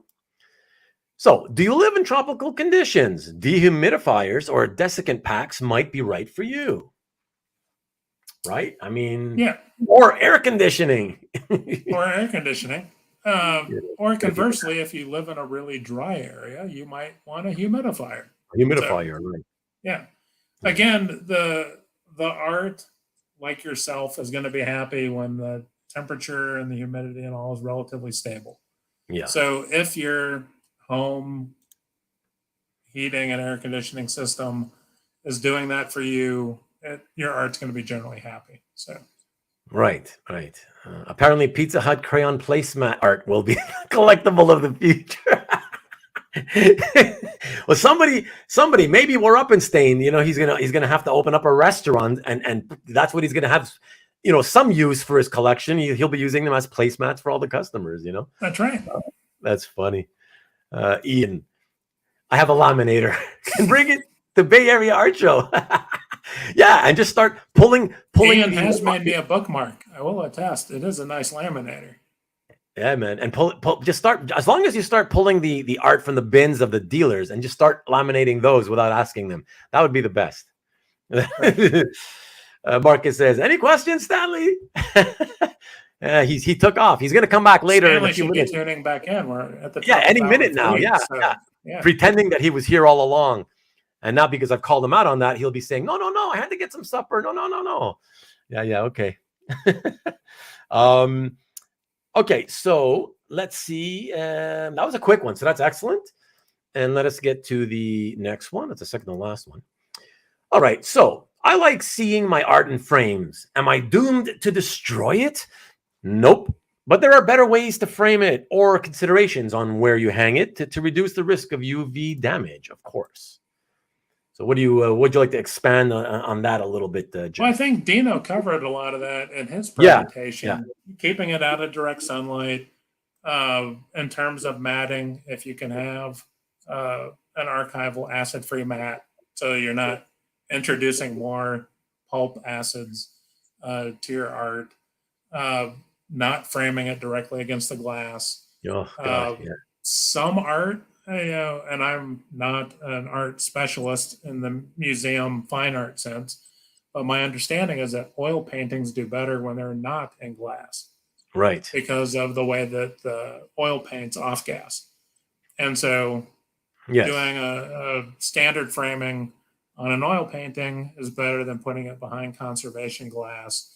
Right. And because of the nature of the oils and the agents they use to create the colors, they are less affected by UV than, say, a watercolor. Mm-hmm. And so understanding the medium that you're trying to frame, again, talking to a frame shop will help out, and getting recommendations. You can take the time to do the research to figure out, okay, if I hang it on this wall, it's going to be directly opposite a window, so it's going to get direct light. Or if I do the adjoining wall, it'll be out of the direct light, and I can get conservation glass to help reduce the UV further and put an acid-free mat, and it'll be just fine. But again, monitor it periodically Does it look like it's fading? Then maybe it's time that I take that one off display and hang something else and get that one into a different environment where it's out of the light. So yeah, exactly. And Rick makes a good point. If you're framing, also make sure a frame piece has a well secured and strong hanger. Also use proper wall anchors with the screw. Yeah, I mean, you know, but again, this all depends of, you know, different wall material. What's your wall made of, or whatever. Some people, it's fantastic. Whatever, you put your screw in, you don't need any extra way to secure the screw. It's going to be there forever. Others, if it's just like gyprock, whatever, you know, if you know by hammering, when you first hammer your nail in, and if you know it's solid at first, but then it suddenly slides all the way in. You got this little sheet of gyprock or whatever. Like, yeah, you want to secure that and make sure it's strong enough. Though to be fair, most frames and hooks, even the smaller hooks, tend to be good enough usually to support, like, I think somewhere between 7 and 9 pounds or something like that. Yeah, and part of it's going to be, you know, if you have a large frame piece like the Beyonder piece that Dino had on his wall, you may want to make sure you got an anchor in that, where some of the smaller pieces we can see on the wall behind you, obviously there's going to be a size and a weight difference that is going to influence the amount of anchoring that you need. But certainly read the packaging and see if the hanging system you're using is going to be sufficient to hold the weight of the art you're hanging on it. Yeah. And so thank you for that, for adding to the information there, Rick. I appreciate that. Yeah, that's very true. Wanted to get to the Ian question. So is there off gas on ink wash?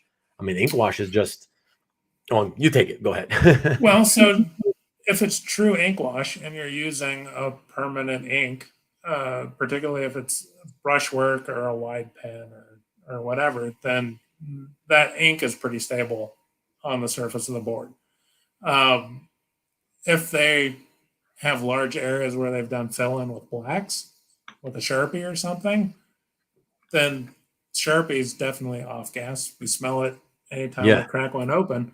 And they'll off gas over time. And actually, you will see on some Sharpie pieces, on the edges, it starts to get a brown border where the chemicals in the Sharpie start to migrate through the board or the paper. So if it's a traditional true ink wash, that's pretty well as stable as you're going to get in terms of art. It's usually when they start looking at markers or and whether they're water-based or alcohol-based or whatever, that's where they're less stable. And typically prone to off-gassing or fading or migrating through the paper. Right. And Ian, typically ink wash, typically, I mean, I'm not familiar with, up to date with all the artist tools that are available these days because I don't draw anymore, so I don't keep up with it. But typically, washes are applied with ink from a bottle mixed with a certain amount of water coming off a brush. So it's the rich actual ink, not typically what you would get in one of those many different types of markers, as Jeff said. So you don't have to, worry about gases or whatever. Most of the time. So there you go. Now that there's those new watercolor pens that look just like watercolors, but they're coming out of a pen. Right. I'm not sure what all the techniques are, but if it's sort of your old school indelible ink, it's going to be just fine. Yeah, exactly. Rubenstein says, if I go to a glass shop and ask for a museum glass, well, I don't know what you mean by glass shop. I mean, just so you know, I get all my stuff framed at a frame shop, not a glass shop, whatever that might be. But well, so if you already had nice frames, but you wanted UV protective glass, you may just swap glass out. Rather than the expense of a new frame. Exactly. Right. Exactly. But yeah, if you just ask for museum quality glass or UV protective glass, ultraviolet protective glass, they'll know what you're talking about. And there's an assortment of glass manufacturers. And And, Aaron Brothers versus Michaels. They're, actually, I think they're now on. Michaels bought out Aaron Brothers, so that's a terrible example. But different frame shops may have different suppliers. Exactly. But if you say museum glass or UV protective glass, they'll know what you're talking about. Yeah, and FYI, we're up in stain, just so you know, because it's very important to know. Especially because the museum glass is a lot more expensive than regular UV glass. I want you to know that regular UV glass is still going to protect something like 98 or 99% of the UV light or your rays that come through, right? So that's, in terms of protection, that's more than sufficient enough, and you'll save a lot of money. The reason I still go for the museum glass is because, as I was mentioning earlier, I don't know if you were here, the way the manufacturing process, the way they make it is such that, and they have different types of, they have the museum glass that will cut out 70% of the UV light, and they have one that cuts out, I think, 90%, and one that's, I don't know, 99 or whatever. I always choose, just so you know, the one with 70%, because the more the UV it cuts out, the higher it's going to cost you. And I choose 70%. Why? Because in my case, all my art on my walls, they are not exposed to light. So I don't have sunlight hitting them. I'm not worried about the damage. And the other benefit of museum glass is that the process they use to make it, it cuts down tremendously on the glare. Okay, so when you look at framed artwork, and not all UV glass mitigates the reflective issues. Right. Where more of the museum glass will address that reflection and glare. Yes. Oh, yes. The museum glass is much less reflective than regular UV glass, but UV glass is a lot cheaper. Although, as like I said, if you're interested, better than the standard glass you'd get in a frame off a shelf. Don't go and get a regular piece of glass, because they can do that too. A frame shop can still supply that, which even they wouldn't even probably charge you more than 10 or 15 bucks for that piece of glass. But you don't want to be using that. So that's, exactly. Regular UV is fine. I just go with the museum stuff.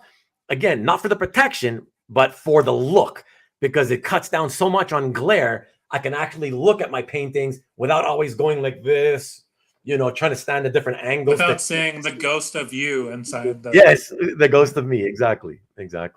Okay, it looks like record time may be set soon if we're not careful. So I'm just going to put this last one and get to the last comment. I heard Ruben say the other day, if you matte your black and white art with any color, that offsets any archival products used and instantly deteriorates your art. He's just screwing around with me now. Okay. Caesar says, Ruben's favorite subject, fading inks. Re-ink or let it fade away. We don't have time to talk. We don't have time for that. Conservation or destruction. Without getting conservation would be doing nothing, right? Letting it age out.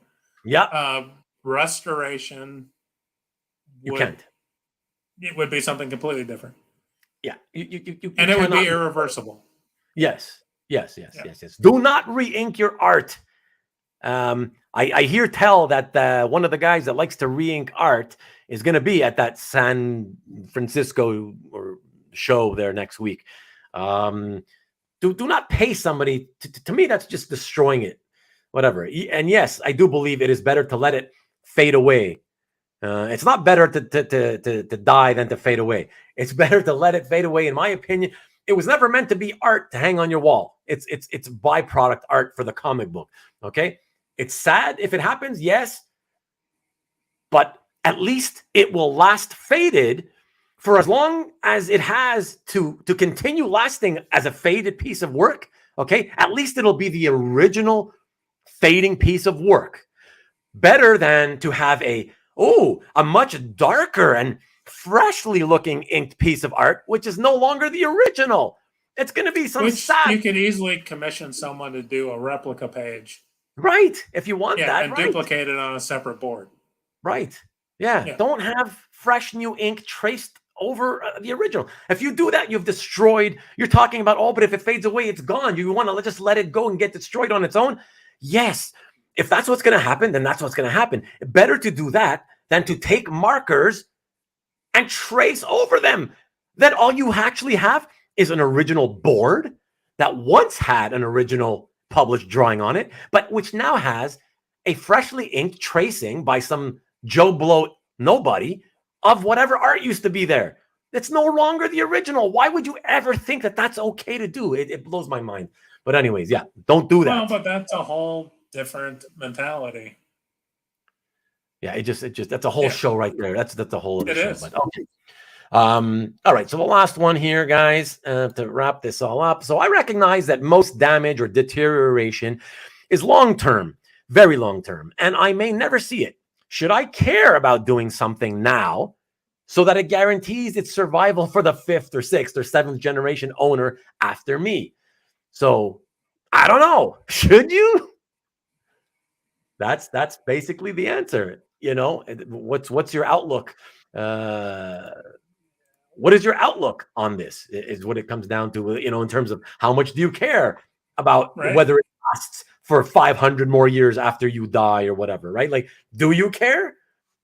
I don't know. That's up to you. That's for every. And every it also collector. goes back to how long do you intend to keep that art?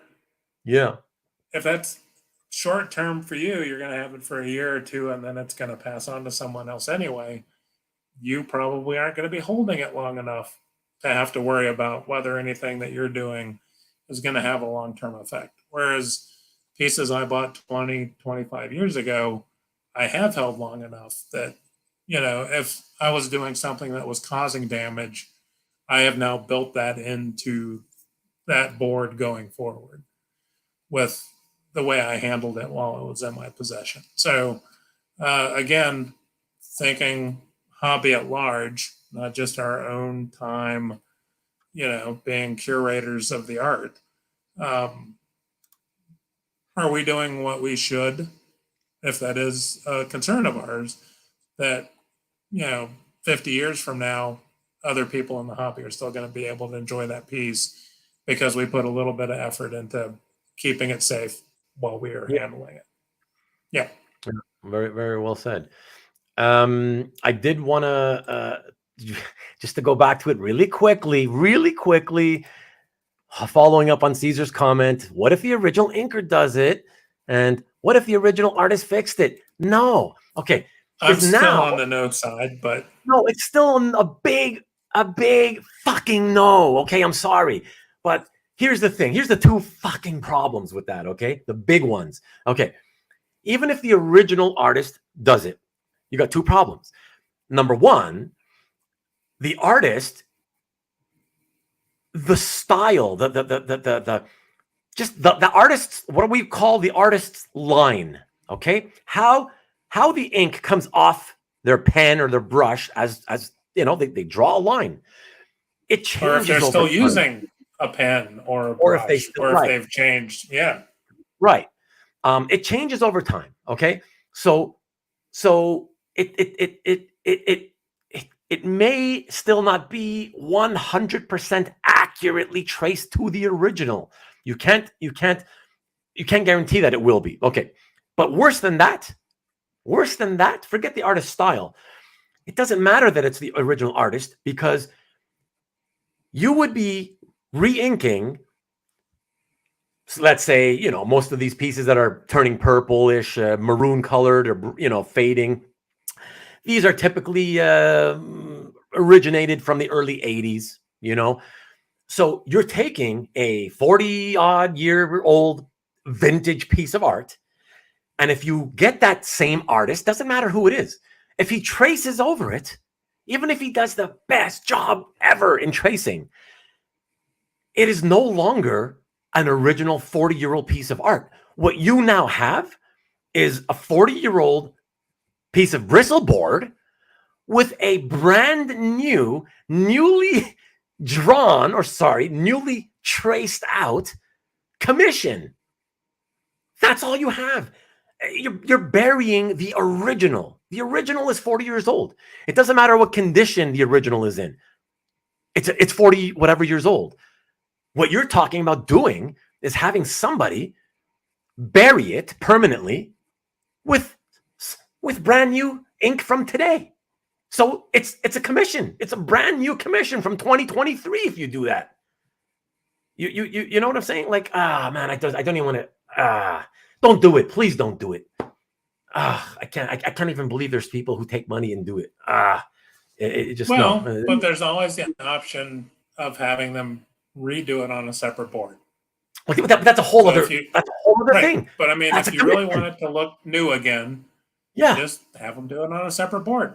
Yeah, do it on a separate board. And then you can have both. Yes, exactly. You guys have to understand. You are not saving the original ink. You're not saving it.